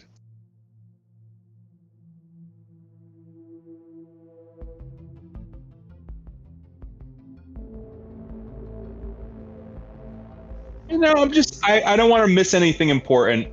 Just floating it out there.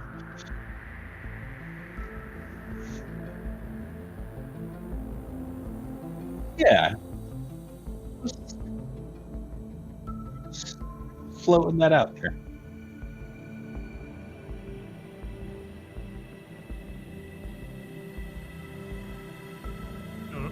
We're basically gonna sit there to let Hemlock recuperate in general, at least for today. Yeah, I'm definitely going to jump to the end of today unless there's something you really need to do. Is this before we actually sleep for the night? Is there some magical means by which we can help Hemlock speed her recovery? Not unless you got a good bit of gold and diamond dust.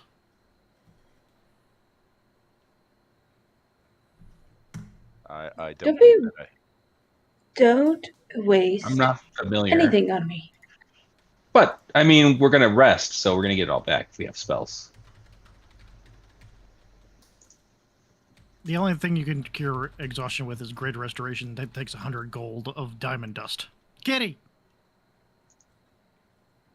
Doggy. I should really have some of that on me, to be honest. No, every long rest she does takes 1 level of exhaustion off. So she'll still she'll be a little slow still the next day. Yeah, but it's going to take us a couple days to get to the Cloakwood in general, so. We also don't know what's adding those levels of exhaustion. That's also You fair. guys don't really know that she's exhausted. You just know she's tired. It's also fair. I'm just I would assume if you are exhausted to the point what does the third level of exhaustion do? Yeah, I guess. But that's the thing. Exhausted is a lot different than being tired. She's like dragging. I wouldn't. Right. It really. I feel like you can try to act it off to some level and degree. I got COVID. Let's go for a run. What? Let me really read it. Millie, you spry little lady. I am excited to get there. I'm going to beat up these Lotus dudes left and right. Cool. You are aware that we're not getting there by jumping through a portal, right? Oh, I don't care how we get there. I would gladly take a portal if it was available. Yeah, it's just going to take at least a day. It depends on whether or not they're able to give us a carriage, so they're going to cheap out on it and just say, walk your happy asses over there. Like, disadvantage on ability checks, it's just like, you could just miss. Like you're just off. And then the next one is speed is halved. So you could just be like tired, like walking tired. What's the third? Have to be. It's just disadvantage on attack rolls and saving throws. I would say by the fourth, if your hit point max is half, that's like Constitution. You're just like really struggling then. Almost dead. Technically, she's halfway to dead at this point. Yeah, like on the very brink of death, and then dead. Then your speed is set to 0, and then dead. Oh, so you can't. So you can't even move at that point. Like that's true exhaustion. I'll just be lying there. But she's definitely dragging behind and tired today. But she's also sleeping, so you guys just see her sleeping at the moment. Oh, she's so peaceful. She's having drool coming out of her mouth. Does anyone else want to talk about the fact that she's behaving extraordinarily odd? You all act extraordinarily odd every day. I don't know what to expect of you, but she is sleeping the rest of this day and pretty much all night. So I don't know if you can even do that. But I am odd. My baseline is odd. Like I'm just always odd. It's not like all of a sudden I become extraordinarily odd unless I've done an extraordinary amount of drugs. And then you have an explanation, don't you? The first step is admitting you have a problem, and I'm happy you're doing that. But this is Hemlock we're talking about, not necessarily you, but thank you for finally admitting that you're all a bunch of whackpots. Anywho. I don't believe I admitted anything of the sort. Sweetheart, I love how you're not exactly normal, I love how wise Mildred is. Like, it's not like she doesn't, like, you play her so wise, not intelligent. It's really funny. It's like you use your own life experiences to explain why you know something. It's funny. It's good.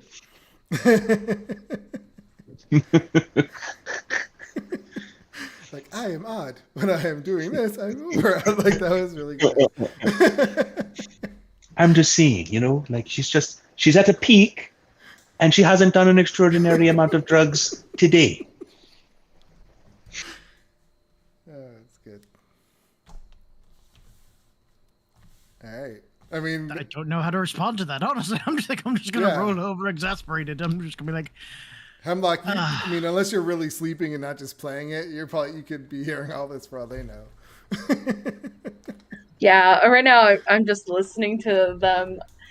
I'm like, oh my god, I am an idiot. Why am I like this? All right. So, I mean, you guys could say we just talk about that for the rest of the night a little bit until Leopold just turns over and gives up. And then, yeah, the rest of the night goes without anything, and you guys wake up with a long rest. The courier told you if you wish to get a carrier, like a horse, you can at the smithy and stables. okay, well, I'll get a carriage and a horse. That'll at least reduce it by a day or so, and then we'll Hemlock will have additional time to rest up and be all regenerative on our way to the middle of the woods. Yep. All right, anyone? I suppose we'll wake up the next morning. We'll skip to waking up the next morning. Okay. So, yeah, next day everyone gets up. It's early here, but people get started early, and so it's kind of bustling right now. Everyone getting to their posts and work or study, whatever. I'll go check in with the vowed test one time before we leave. Why don't you all go talk to the stables and whatnot, and we'll be on our merry way to.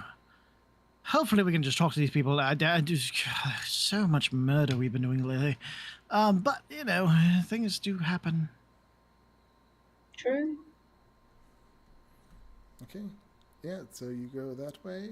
Oops. They go the other way. So, okay, so you're not going to do the tree thing, tree stride? No, we can't because we've never been to those woods before, I don't think. I could have swore you guys did go in. Isn't that where Millie's house is? Oh, it might be. Is it in? I could have swore that's the woods you said. Is that one we chose? I actually didn't say it. Someone else, you suggested it, and then I have now forgotten. So oh man, I wish I will write that down. Or maybe it was. Can you go back to the map? Because if I see it, I'll remember it. But I don't think it was Cloakwood. I know it was. I think it's more to the south. It's like near some mountains or something. Was it south of Waterdeep? It's south of where we are now, I think. I think it's south of Candlekeep. It's like off. Yeah, I mean, obviously it's inland from there. I'm sorry, I thought I activated it.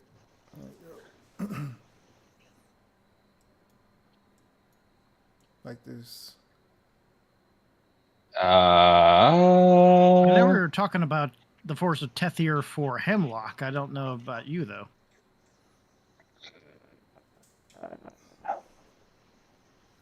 Small man. teeth.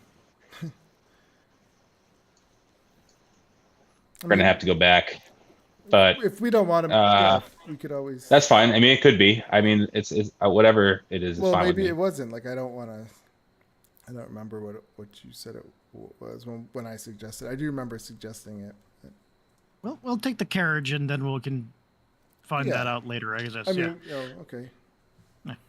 And as we go, I think from now on, we should, wherever we see trees, we should introduce Hemlock and Mildred to all the trees.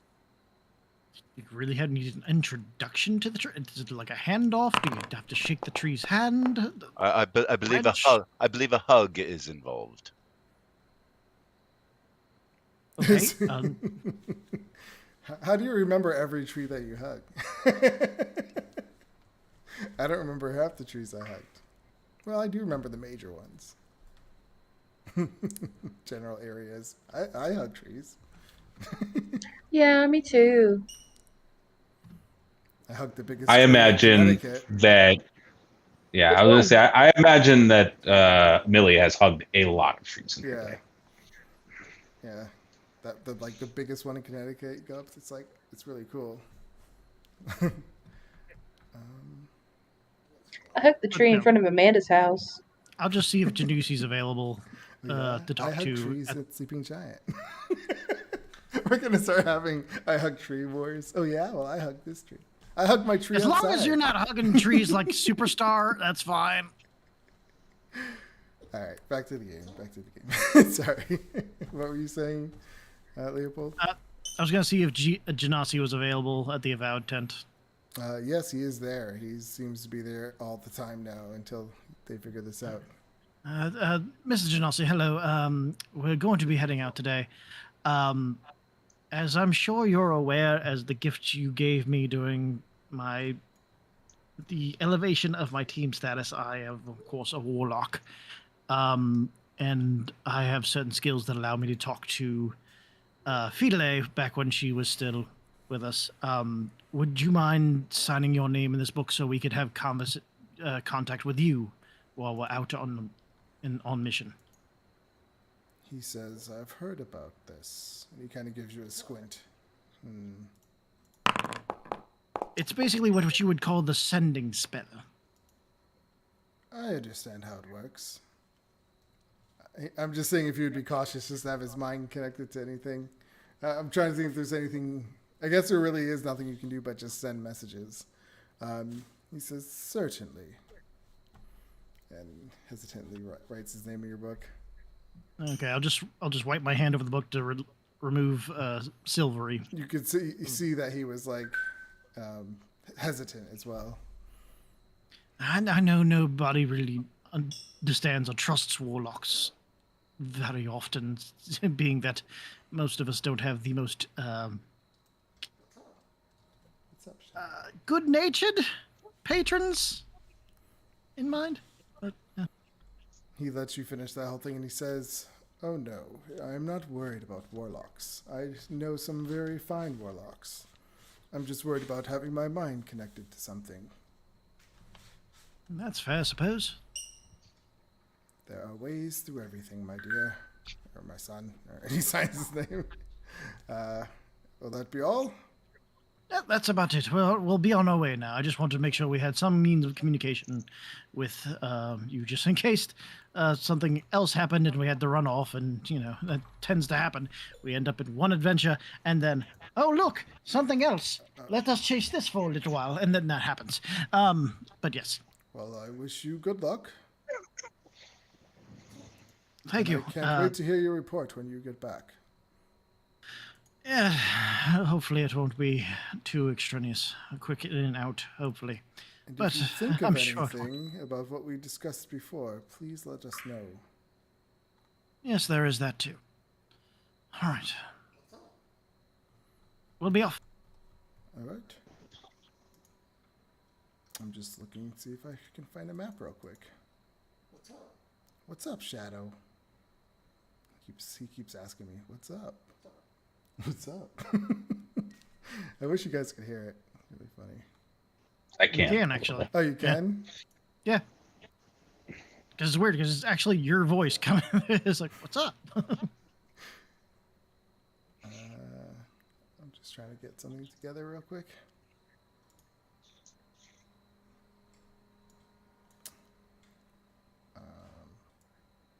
Trying to find a road for you guys.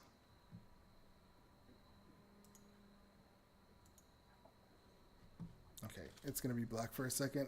All right, so you guys get in your carriage and you head off. It's just a simple carriage, like that has the seat, 2 seats in the front, and then directly behind it, 2 people sit. One of those open carriages kind of things. Nothing too fancy for it. And 2 horses. I'm sure everyone knows how to drive carriages in these days. So yeah, you got in your carriage and you start heading towards the forest. Is there anything you guys want to talk about in the morning before I skip ahead? No, I think we're good. Hemlock, how are you feeling? Just any intestinal distress? No, I think that passed, dear. Thank you. But I am a little tired. I think I had food poisoning or something. But I'm good now. Yeah, we'll discuss that later. Apparently, you're casting a spell. Don't know what you're talking about, dear. Certainly, Yeah. certainly. I just want to express the fact that I think for a while you're going to be sort of the front lines of our fighting force, and I'm worried about you being sick. I've heard stories about you getting so close to dying, dear, and I'd be so sad if something bad would have happened to you. I want to make sure you're being extra careful, not to put yourself at harm's risk. Once we get into fight with the Lodisi people, I plan on chopping them down, but they could be dangerous. Oh, thank you, Millie dear, for worrying about me, but you don't have to. I might get knocked out, but I don't think I'm going to, Just kick the bucket take anytime soon. take all precautions, dear. Just let's be safe out there and kick the shit out of all of them and get our things back. Sounds like a plan. Let's do it. All right.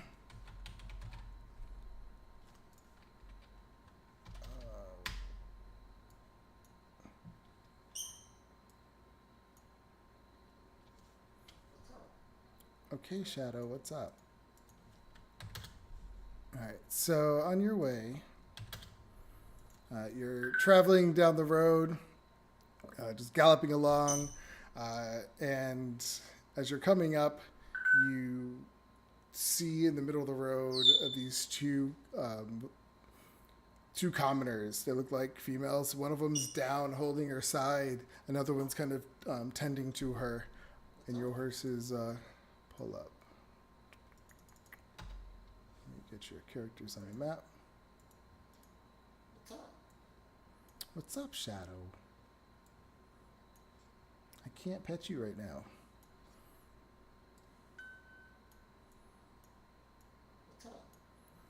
What's up? Can I figure this map real quick?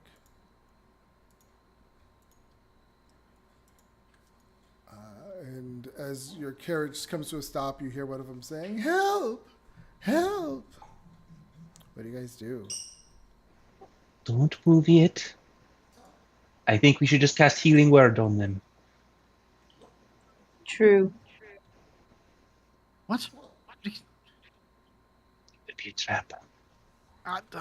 There's lots of things that are traps, but I'm going to peek my head outside to go, hello? She's like, "My friend, help her." I We've cast been Healing Word on attacked." her. How far does that spell? 30 feet, I think. 60 feet, I think. Let's see. Oops, I just lost all my monitors. Oh, yeah, it is 60 feet. All right, yeah, you cast your healing magic. You see it kind of go over the person. And she's like, the one who's holding her looks over and says, "Thank you." You're very welcome, dear. Glad she's. How are you feeling? I'm feeling much better. What happened to you? So you pull the horses up? I'm gonna slip off the back and I don't know what the scale is on this map, but as we get closer, I'm gonna see if I can find some one of these clumps of trees or something to. So there's nothing to block your view, so they would see you get off.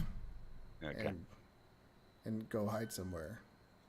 Because you can't break line of sight. There's nothing around at the moment. I mean, are these so battlements are you still actually here? Or get off and do that? Yeah, no, I'll stay on the carriage for the moment. Okay. How did we get so much closer? No, we're gonna say those aren't really there. I just could only find this map. Oh, that's fair. So, what did you say, Leopold? I was asking if these things were really there. And sorry. you just answered No, that. let's say they're not there. All right. And so these two just look like commoner women. they're wearing cloaks that are covering their bodies, but they're like commoner cloaks.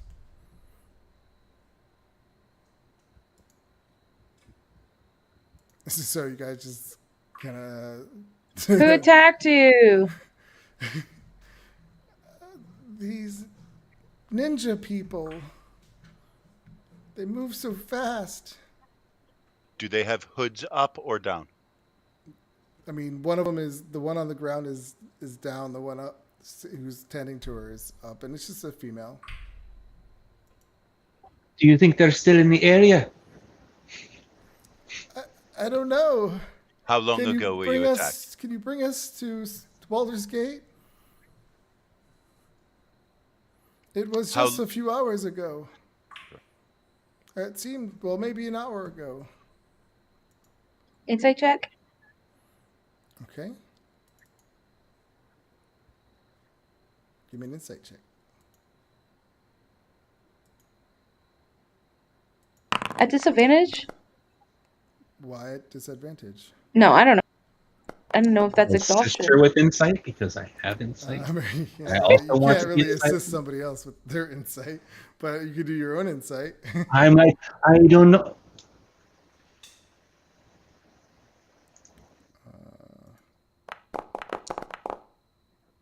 Ooh. Twins.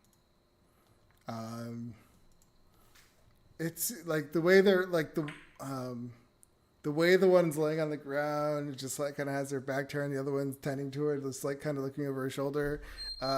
It does seem a little shady. I smell some bullshit over here. I am going to cast Summon Woodland Beings. So, okay, so I mean, if you're gonna cast a spell, we'll just go right into initiative. It's fine. Okay, so yeah, everyone roll initiative. That escalated. I mean, Yeah, well. people see a person casting spells.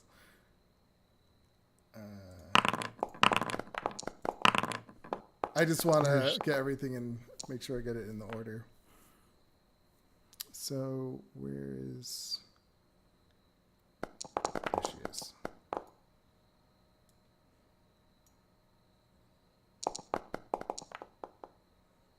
All right, so we'll just drop down to.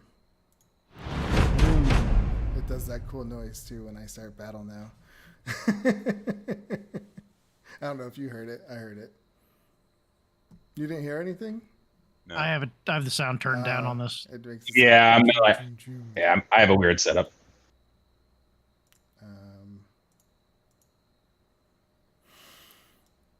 All right, so we'll just go down to Mildred. So, Hemlock, is there anything you would have done? Because you got the insight too that something's fishy. So would you have taken a ready action or something? Sorry, I didn't mean to skip you. No, it's okay. I don't know. I'm gonna get off the Oh no, that's not a ready action. I mean, no, you don't have to just do a ready action. You could tell something's fishy.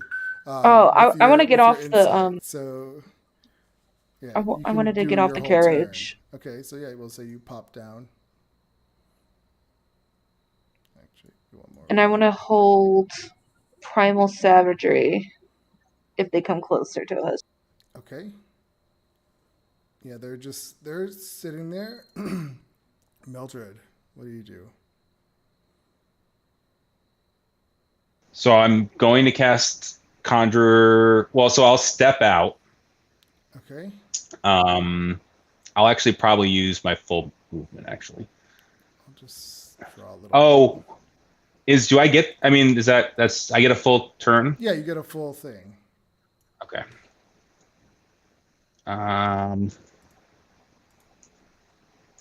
Because you know something was fishy as well. Actually, I'm just gonna move here. Okay.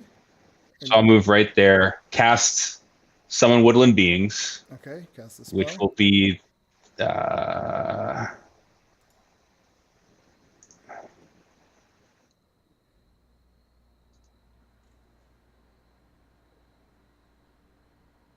So I would like to choose the 4 fake creatures of challenge rating 1.5, which is going to be 4 satyrs.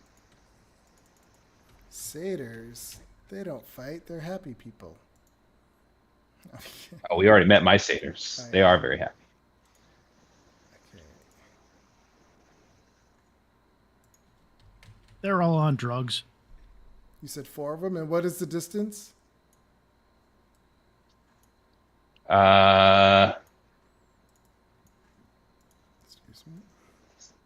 60 feet. And so where do you want them? If I can't, I mean, they're just going to be like basically in like a square around me, like one on each corner. Like directly around you? Yep, touching me. Yep, 1, 2, 3, 4, all next to me. Yep, just like that. Okay. Mary, Larry, Mo, and Bo, let's go! Puff, puff, puff, puff, puff. And I think I can use a bonus action to use my like spore thing. I haven't used it in a long time. I was just trying to look at it, but I mean, if you have a bonus action. Yeah. Yeah. I just forget. Is like changing a bonus action? Depends on what your class is. Yeah. A moon elf can shift as a bonus action. Yeah, I don't know what the spore thing is. That's your symbiotic entity or whatnot. You have to use an action for that. Let's see, what bonus actions? Oh wait, this is a reaction. I'm sorry. I should have looked at this earlier. I forgot that this is like something I do.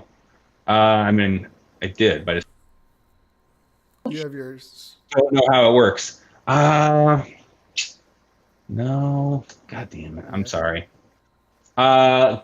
You can move on. I will find it out, and if I can use it, then I will. If you don't mind. All right, Leopold. You I just see want to get more time. the people in your carriage start getting out. What? Just see a bunch of satyrs pop up. What are you people doing? It's weird. I'll go ahead and step out as well. Okay. Okay. Well, we can't exactly take you to Baldur's Gate. We're not exactly headed there.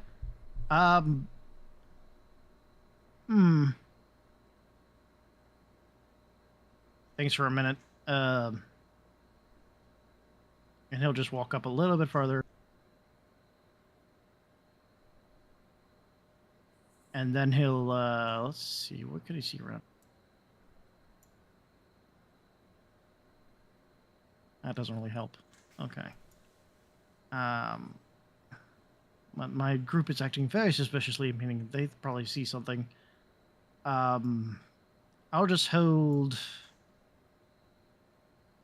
an Eldritch Blast for if something jumps out. Okay. Fader. Fader is going to, for the moment, he's going to stay in the carriage and move up to where the reins are and just sort of lightly grab those in case something happens to spook the horses. Okay. And I would like to do a perception check to see if there's anybody hiding around to sort of backing these two people up. Okay.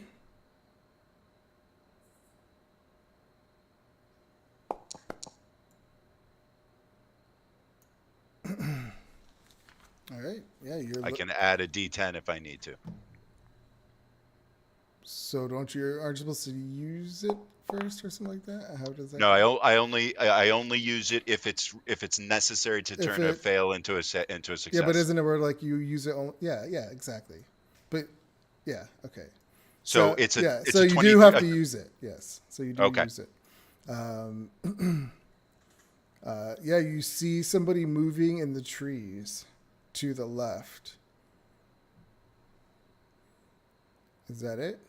I'm going to say because I don't have telepathy open. So I'm just going to say to the two women, we're happy to help you. Perhaps if you have your friends come out of the trees off to the left, perhaps we can. This is all in 6 seconds, so that's okay. Then that's it. Yeah. All right. So when you kind of give that, you do notice that one. The one that's kind of holding the other one quickly throws over her cloak, and she shoots a dart. So triggering, I believe, Leopold's ready action. Wait, did Millie have one? I don't think so. No, she used her satyrs. Hemlock, what was your action? Mine was if they got close to us. Primal Stab. Okay. Are they? I mean, I don't know if we're privy to this, but are they like at the top of the turn order now? No, I rolled. I just can't see them in there. They're all separate. Okay. 13. Low roll. Is a miss. She just dodges out of the way, and then she throws. Oh wait, it's 3 attacks, so I gotta roll 3 times. Oh.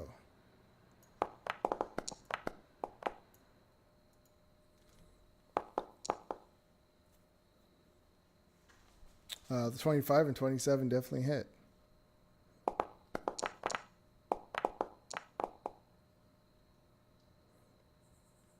So these beams are simultaneously, or are they one after another?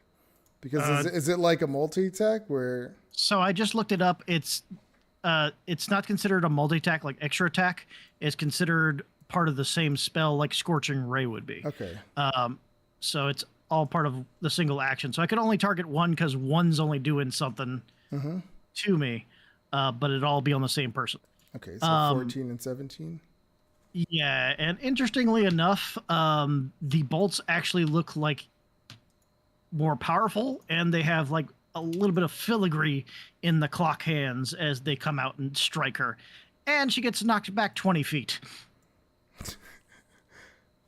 Damn, okay. He's leaned more into his eldritch abilities. That's funny.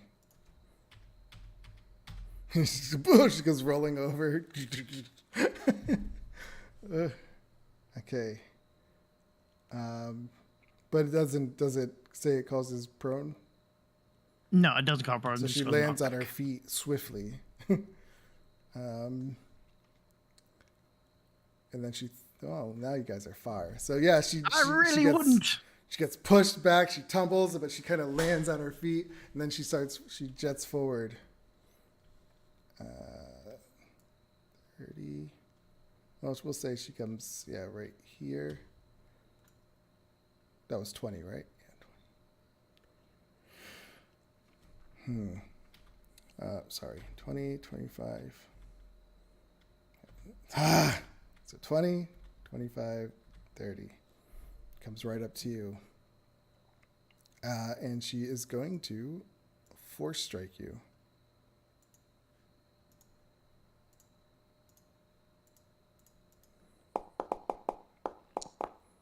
A 18. Yeah, that'll definitely hit.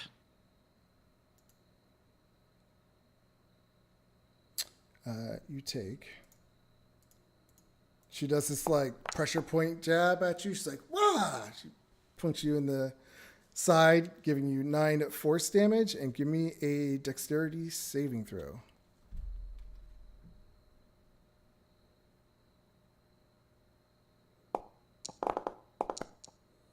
Oh dear. You just feel this pain like trigger this weird nerve in your body, and you fall and you are prone. And then she does another one, with advantage.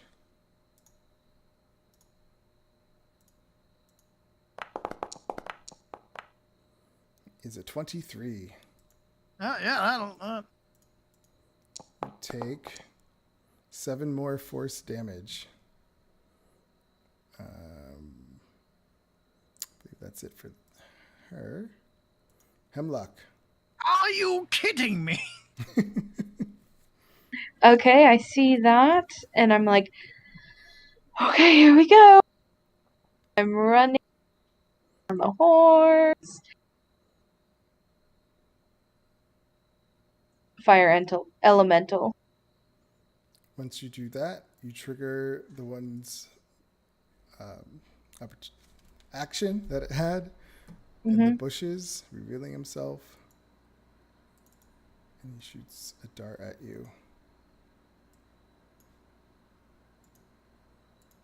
It's just out of the bushes. This little needle comes shooting out.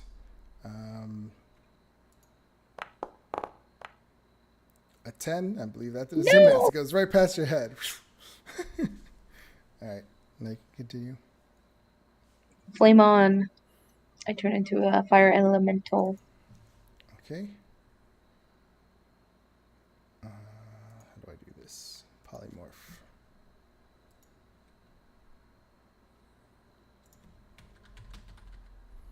Fire elemental.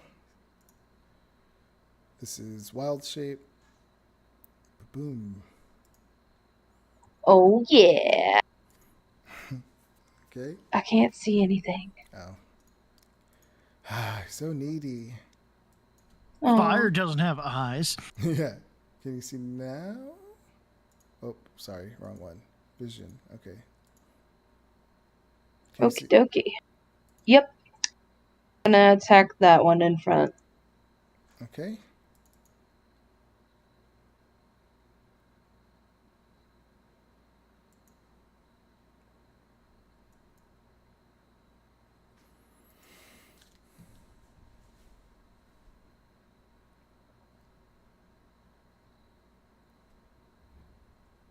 Sorry, I can't find the...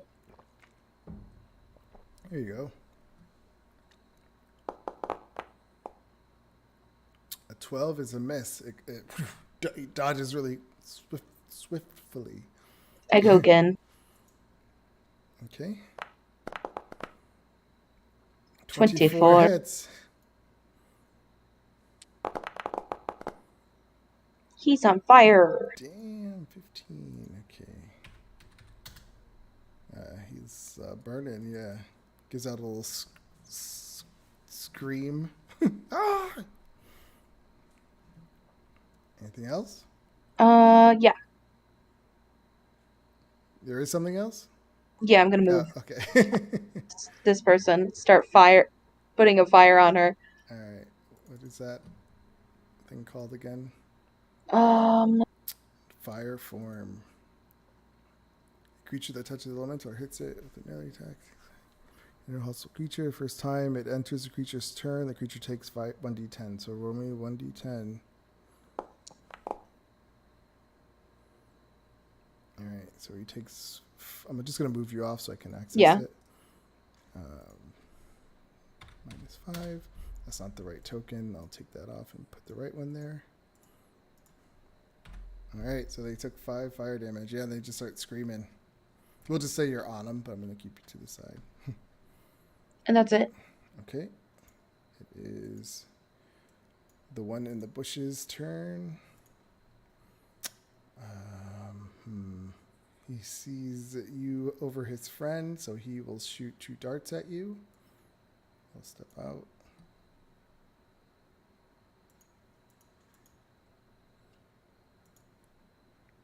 Come on.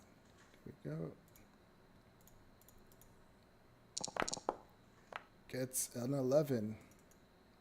That's a miss. Shoots another dart.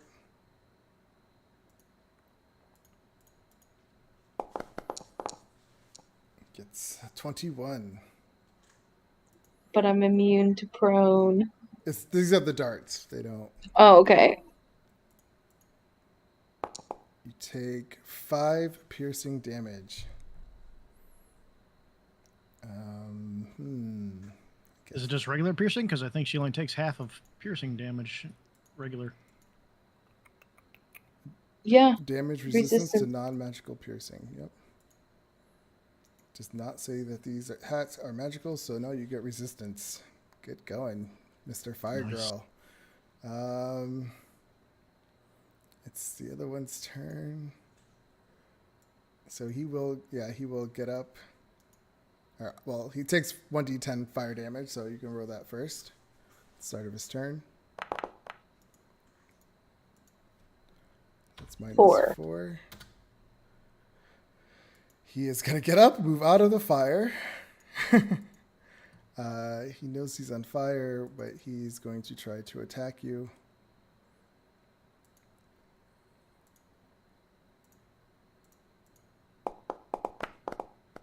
Critical hit with a force strike. Take 7 force damage. Yeah, By half. force. No, it's force. That's force damage. Okay. And he's going to attack again.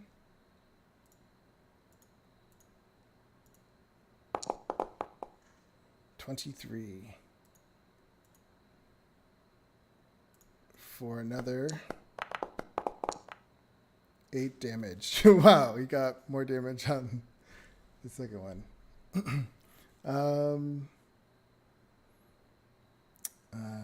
And he will stay. Well, he'll get an opportunity attack, so he's going to stay there. Mildred. Now you have these dancing satyrs all around you.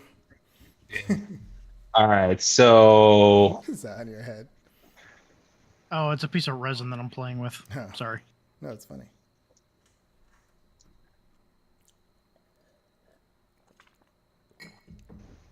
So, can you move the satyr forward 30 feet? That's here, All or of them, or I just actually one? can't. No. So, actually, hold on, if you don't mind, I'm gonna measure. You can ping them. It's Which just ones so. you want me to move? Yeah, that's not what I wanted. All right, so these two guys in the front are gonna draw their swords, and they're gonna move into melee range with this guy directly in front. Okay. And then, I mean, I guess I'll move as well. Oh.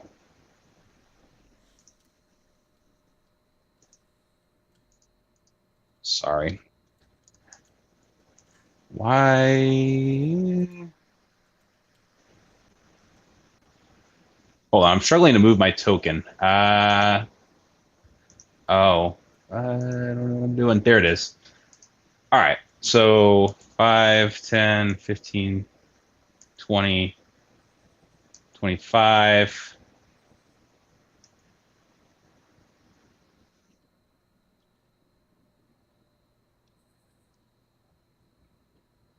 Let's move right here, and then these two guys are going to move up like alongside me right here. And he's going to move up like right here below him, if possible. Yep. All right, so these two are going to draw their bows. Okay. And then, all right, so the two satyrs are going to make sword attacks on this guy. Okay. So I don't have the satyr, so that's all you. Yep. First attack. So we got a 16 and a 22. They both hit. So damage. Got 7 damage on the first one, and then 9 on the second. Okay. And then these two guys with the bows are going to shoot at this guy that's fighting. Actually, the guy that's fighting. Leopold? Leopold, yes. All right. First shot is a 20. Second shot is a crit fail. So roll the damage. For the first one, he takes 9 piercing. Yeah, he's not looking good. All right, and then I will use my action to use. Sorry, it's features. My Halo of Spores ability.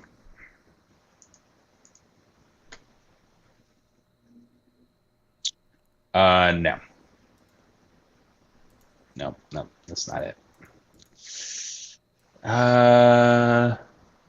Symbiotic entity? Yes. So I'm going to use symbiotic entity. I change channel magic into my spores. I get all of these things, which is more damage. And I'm sorry. I wish I had. I'll figure it out once we use it once. I just haven't done this yet. So I have. God damn, that's not it either. I'm sorry. I don't know what this is. Are you talking about? I'm trying to use. So I action? have this. Yeah. So I have my spores automatically. The spores that deal damage to things within 10 feet, and then I can use an action to like pump it up. Well, I see you're spreading spores. You mean if you have your symbiotic entity? I'm gonna do that. Yes. All right. So I'm symbiotic entitying, and then as a bonus action, I'm going to use the spores thing, like right here. And that's actually 10-foot cube all of I'm them, doing. yeah. Yep, just like that, and that's it. 10-foot cubes. Whenever a creature enters the cube on its turn, that creature takes your Halo Spores damage unless the creature succeeds on a Constitution saving throw.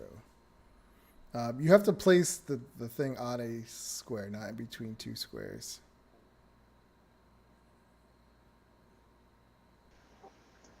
Why? Because that's how the game works. You ever see any template? It starts on a square. It doesn't start in between two squares.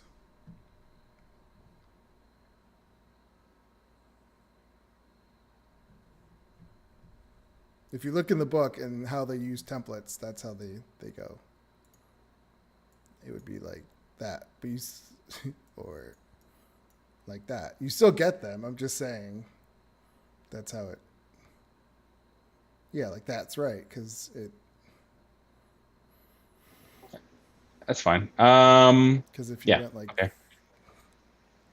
that, it's not the same.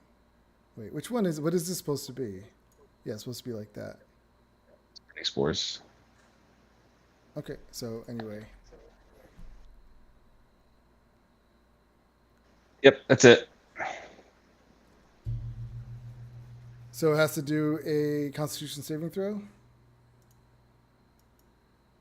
If I'm reading this right?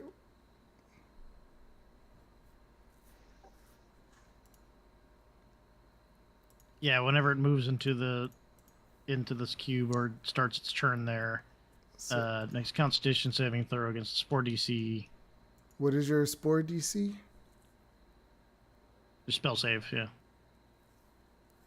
I can't hear Brendan if he's talking.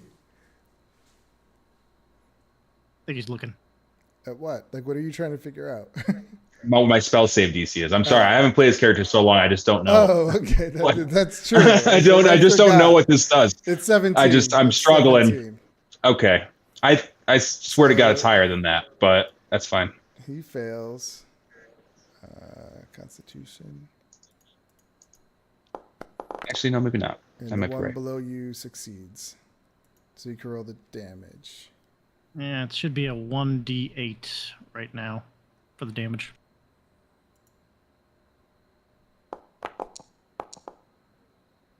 So it takes 3. Okay. Is that it? Actually, because I use the symbiotic entity, I can roll it again. That's what that does. So it takes another 8. These things are confusing.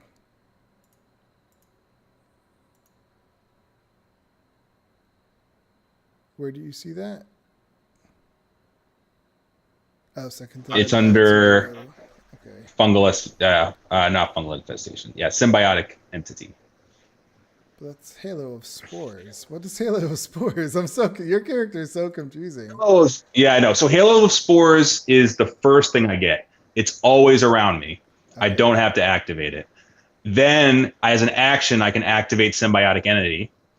And then once I've activated Symbiotic Entity, I can cast Spreading Spores or I can use Spreading Spores as a bonus action, which allows me to throw my spores at other people. Yeah, but the cube stays there, and it says while the cube persists, you can't use Halo of Spores reaction.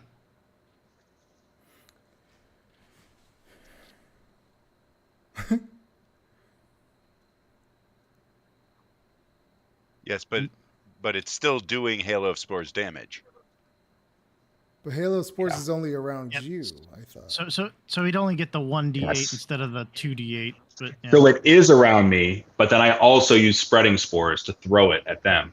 So now I have two circles of spores. And it does say under spreading spores, whenever a creature moves in, it takes the halo of spores damage. Takes the halo. That's the second paragraph under spreading spores.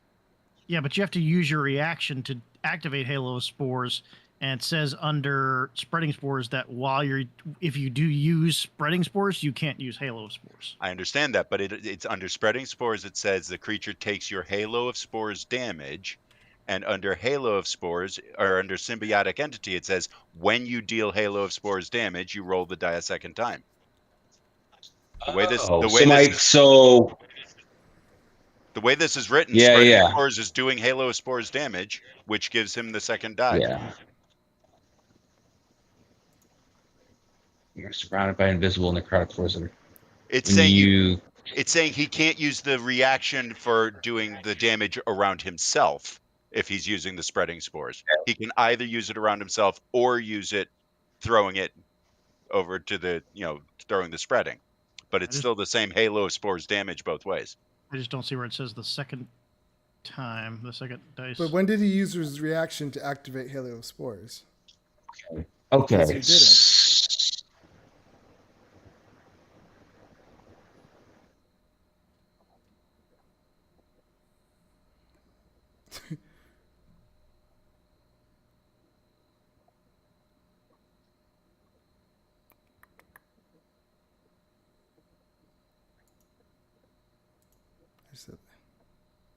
Okay. I'm sorry. I probably should have read all this earlier. So this is my interpretation of what's happening right now. I always have Halo of Spores on.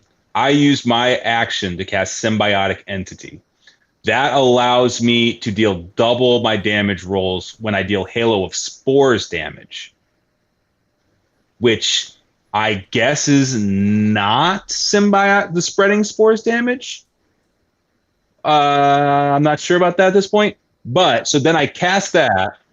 I get the symbiotic entity with my action. Now I can also use spreading spores, which I use to now throw my spores that were on me over here.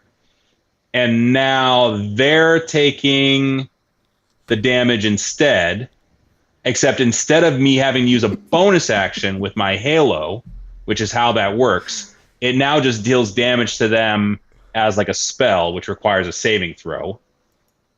And that's what's happening now. I'm so confused. I'm telling you, that's confusing. I'm sorry, guys. I had no idea this was going to be as confusing as it was. Go through this character that's confusing. Level by level later. It is wording a little. Yeah, it is worded a little weird. I should know how this works. So I think you did all the damage, though, right? Or are you taking anything? Yes. Back? I still don't know. Until you gain this ability, bonus action. You spread the spores disappear early. Whenever a creature moves in the cubes, it takes your halo of spores damage. So I still double. I don't even see a cube. So it's still taking my halo of spores damage. So I'm not sure where the circle. I didn't put that. You put down a circle. I put down a cube. You took away my original one and said that it needed to be moved. I didn't take it away. I just moved it. Oh, I put it there. So this my original one was a cube. Okay. Because I cast a spell. So a cube will place measuring template. So this is the measuring template. This is the measuring template? Oh. Man, that sucks. So I guess this is how I place it. I guess all right, we'll put it here. That's not it. It would have to be like this. Because it's a 10, it's 5, 10 by 10. Yeah, 10 by 10. 10. So weird. 10. All right. Anyway, so he fails anyway. He takes the damage. Oh my God. Okay. I'm going to have to go through this after. Is that it for you? Sorry, guys. Yeah. Leopold. It's fine. It's not a widely played druid class. I know. And I forget, this is the first time you're actually playing it. again for a while. Let's see. Oh, there's a gentleman in front of me, and there's one over there, and I'm on the ground, and he's being a pain in my butt. I'm gonna go ahead and use half my movement to stand up. Okay. And then I'm going to launch some bolts at the gentleman in front of me. I know it'll be a disadvantage, but I get 3 attacks. Why not?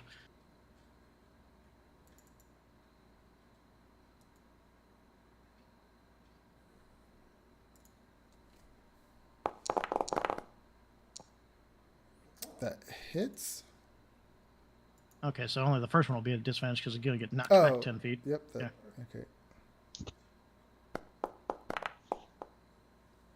19 damage. Well, if he even survives that. Oh my god. Yeah, it just burst through his chest outside of his back. Oh, he's even more surprised that was that powerful. Jesus Christ. Okay. Next 2 attacks at the one in front of Hemlock. Yeah, full damage. Oh, nice. That's cool. Critical hit. Did anyone else see that around their dice? Yeah, that was awesome. Yeah. Oh, Jesus Christ. 26 damage. Wait, do you have something I'm giving you? All right. Yeah, you do some massive damage at him. He gets knocked 10 feet back as well. He's a little winded. He's like, what just happened? Okay, maybe let's attack this one now, just to make sure. Be funny if another critical hit. Nice, 28. Very close. All right, back to normal damage. damage. That's a 1. 10 damage. 10 damage, and he gets knocked back. That's insane. That there's no save against that. Dear Lord, I was trying to leave some of them alive. I'm so sorry. And that'll end my turn. All right, Fader. I'm seeing, is this guy still 5 feet from Hemlock? So still in melee range? Yep. I will unleash on him with my psychic daggers. Okay.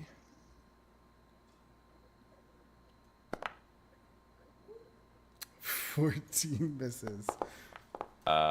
Does an 18 hit? 18 works. All right. The way you say that, unleash, are you feeling angry or something? Somebody is threatening Hemlock. I'm furious. Uh-oh. All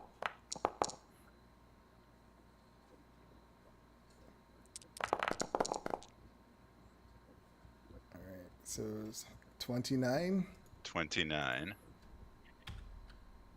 Yeah, his head just like blood just starts pouring out of his ears. He just drops, twitching. And hang on, let me measure here. Second attack on the guy over the other one. Okay.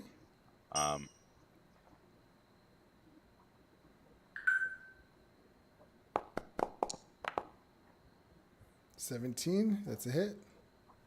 And that's a D4.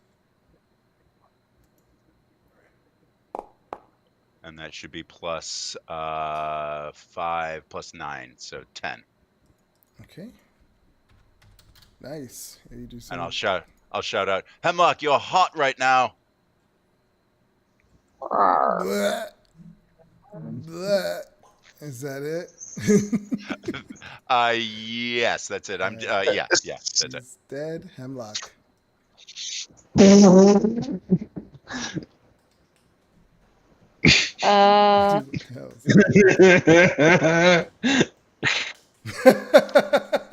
that a fart?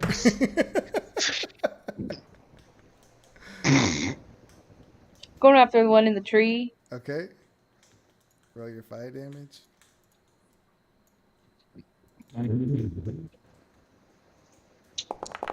Hitting him 24.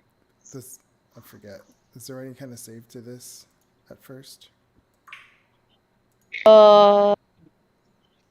Touching? No, never mind. No, I feel because you went into his space. So the first time it enters a creature's space, that creature takes 1d10 fire damage. So that's why I said roll the 1d10 first. You are correct.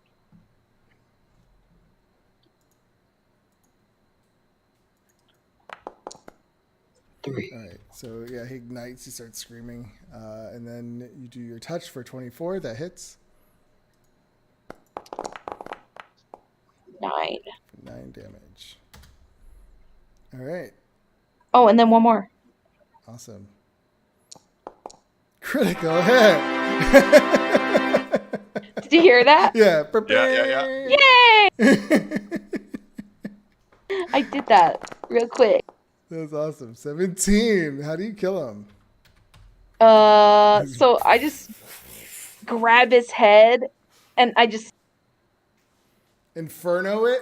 yeah. And then it just sizzles and turns to dust. Oh! You see like the bone skeleton and yeah, it just drops. They were trying to leave one of them alive. End of combat. No, that was just occurring to me that they probably know things. Awesome. He did what he had a hand. Good job, Zones. That was a cool battle. I think we may have. I certainly wish more of them would have shown up. I feel like I've overdressed for this occasion. Check the bodies for any information, any loot, any indication of who they are. Right. Leopold's just yelling at him like, and she can. What are you doing? His hand.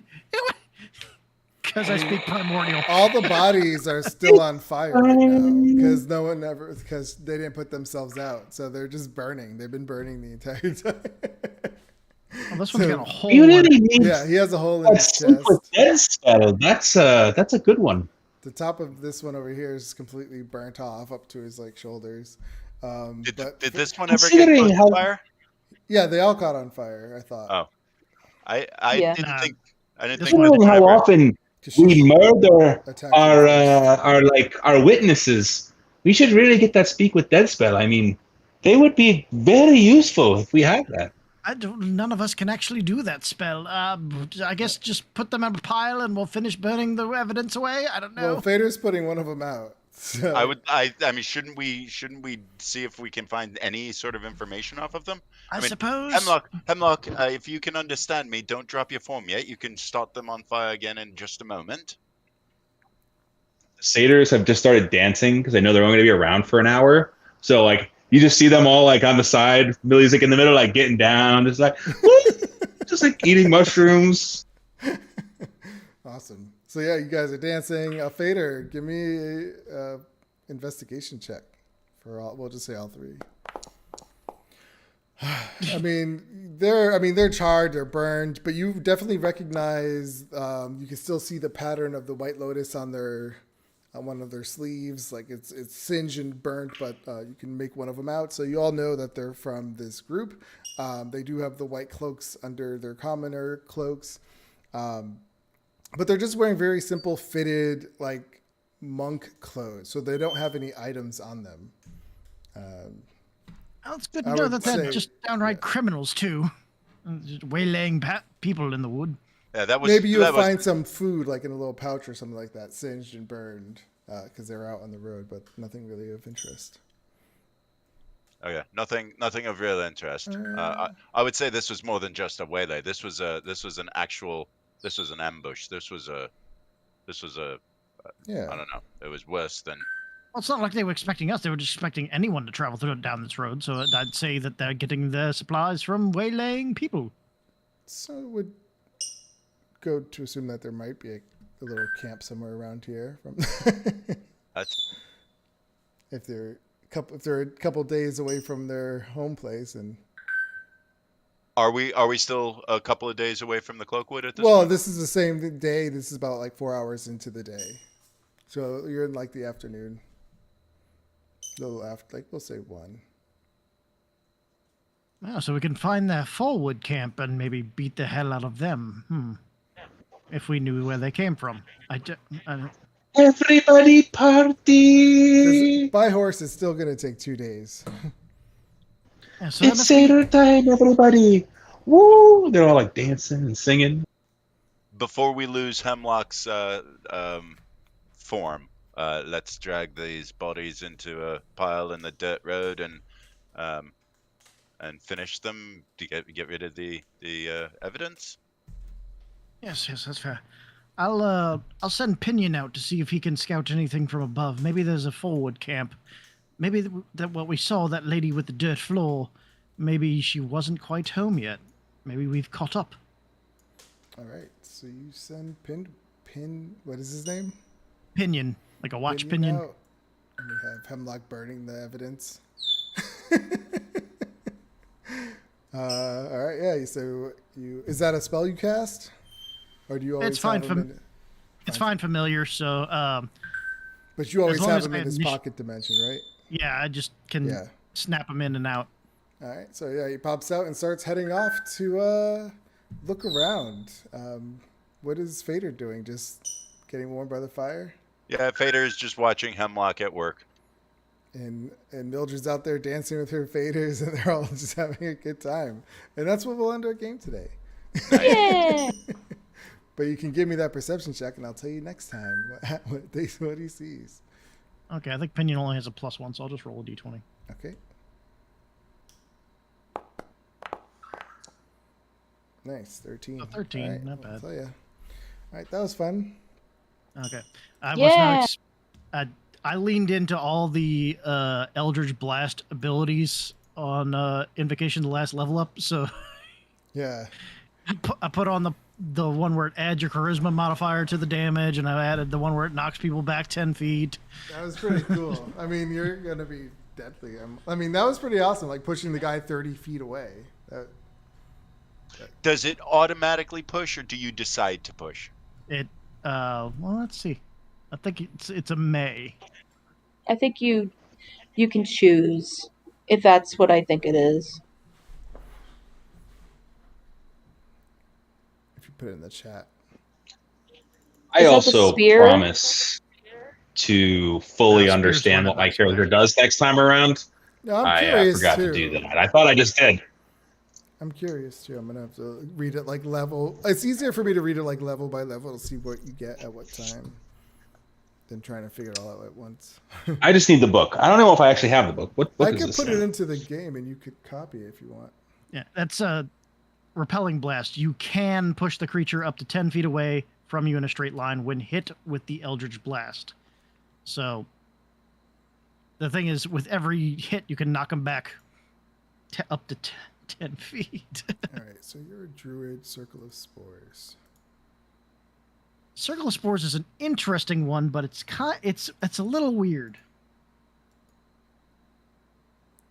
What is the? So I will make everyone an observer.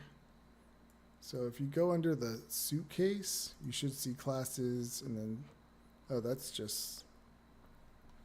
Let me do druid as well. So now if you hit druid, you'll see what you get at what level.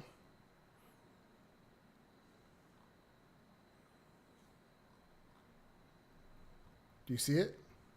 Yep. Okay. Yeah. If anyone wants, technically, Millie can make zombies now. Man, next level. I we don't get no forgot.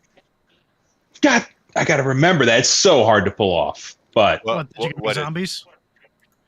Yeah, they're not even that good. I don't even know. Maybe if I heal them, I don't know. They're like, it has to be a humanoid, and zombies also have that thing where if they go down to 0 hit points, they can reanimate themselves. So they can come back up to 1 hit point. Yeah. Yeah. So they're at 1 hit point, but they've got a 50-50 shot of coming right back up. Now, are they like better under your control? We could have used the bodies of the White Lotus and infiltrated. I think I can do it right now. I think I can. Well, they're burning. I think I can do it. They're piles of ash. Yeah, I guess that's up burning. It's not like they walk around. They're like weekend burn easing. It's not like they can actually like pass for a human. All right, so I put the Circle of Moon, the Rogue Soul Knife in there, and the Genie and Warlock as well. Man, Ted, you smell really bad today. What's the matter? I can't see them yet. Oops. It's more like we could go like, oh no, they're I mean, if the body was super fresh and you were to like clean it up a little bit, I bet you it would be pretty difficult to tell. I mean, unless you had like, I mean, I don't know what the extent to the control is. That could you make them talk? I mean, obviously, if they had a talk, it would be very difficult. But it looked like a dude. What are you guys talking about? Wasn't listening.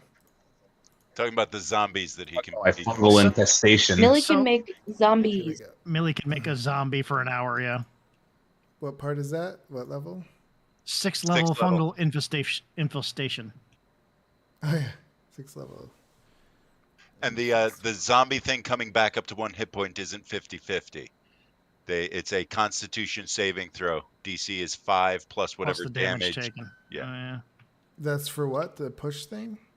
No, if a zombie is killed, then it makes a DC 5 So plus the damage saving throw. Constitution Millie's- saving throw. yeah. To stay up.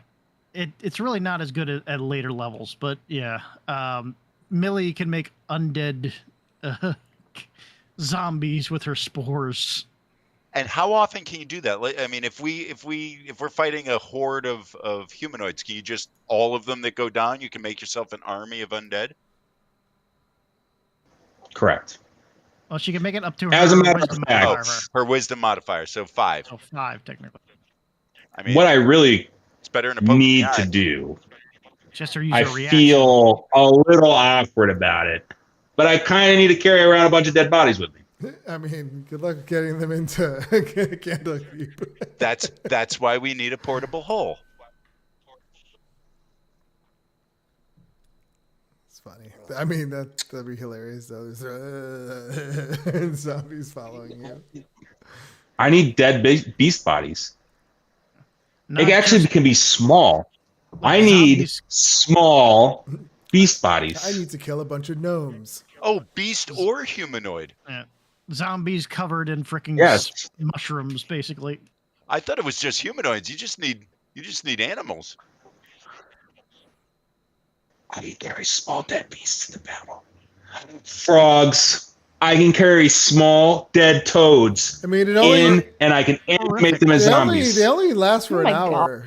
So Conjure woodland beasts. But if I I could do that. Doesn't work You like you that. conjure the woodland beasts. You use them until they're killed. No, they and then you disappear. animate. Ah, Those crap. disappear. They just go poof. no, I just need small animals. But you it's go a around reaction, killing animals, which means you have to maybe I just react. collect. Maybe I just collect corpses. toads that die of natural causes. So ridiculous. We just pile them up in our carriage. You know, I don't mind. It Killing, literally I don't mind means- killing Millie again. It's up to you. Why are you going to kill Millie for this? We're gonna try to abuse this thing. Oh, it's horrific. No, they I only don't last think an it's hour, really so it's not abusing like it. you It's- can really, and it says a reaction, so you have to react to. So I only get one per turn. But if I have 5 dead frogs on me in a big battle, I can literally, as a reaction, every turn summon a zombie around me. And they It's- also only have It's pretty one hit kind of point each. strong. No, it says it has They're to not die that around you strong. within 10 minutes. I need to keep them alive. And then you're gonna kill him. You're ridiculous. That's actually a good. So- point, is that zombie. Follow me. I got a box of toads. As like it comes up, it's like in a cage with a trap, and I just press a button, and it kills them all. And then I walk in, and then I just start summoning dead toads out of my box. Yeah, but they come up with only 1 hit point. Yeah, they have 1 hit point. Like I said, it's not that There's- powerful at later levels, but it's pretty clutch in those early levels. Yes, okay, so I'm looking to abuse it, but I think it can be done. Can undead Anyway. be healed? No. I don't know. I guess depends on what kind of undead it is. Can they get temporary hit points? There is a spell that can heal undead. I forget what it's like a higher level. I think it's like harm or something like that. So I have I it mean, in as part earlier of my editions- class. In earlier editions, cause wounds healed undead. Yeah, there's some spell that does it, but it's really obscure.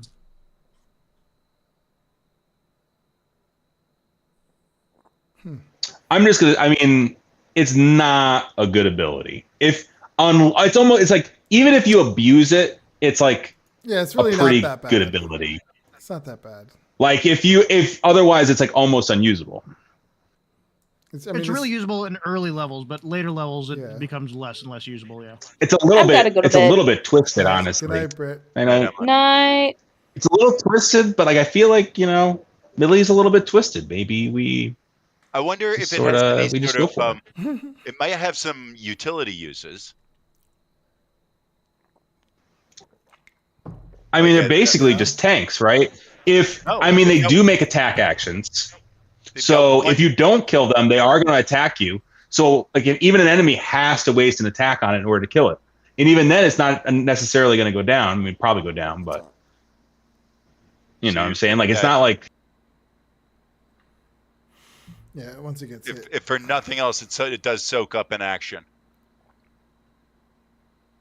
I mean, even if it has multi-attacks, like just get rid of an attack, and it makes attacks. It's a little weak, but it has its uses.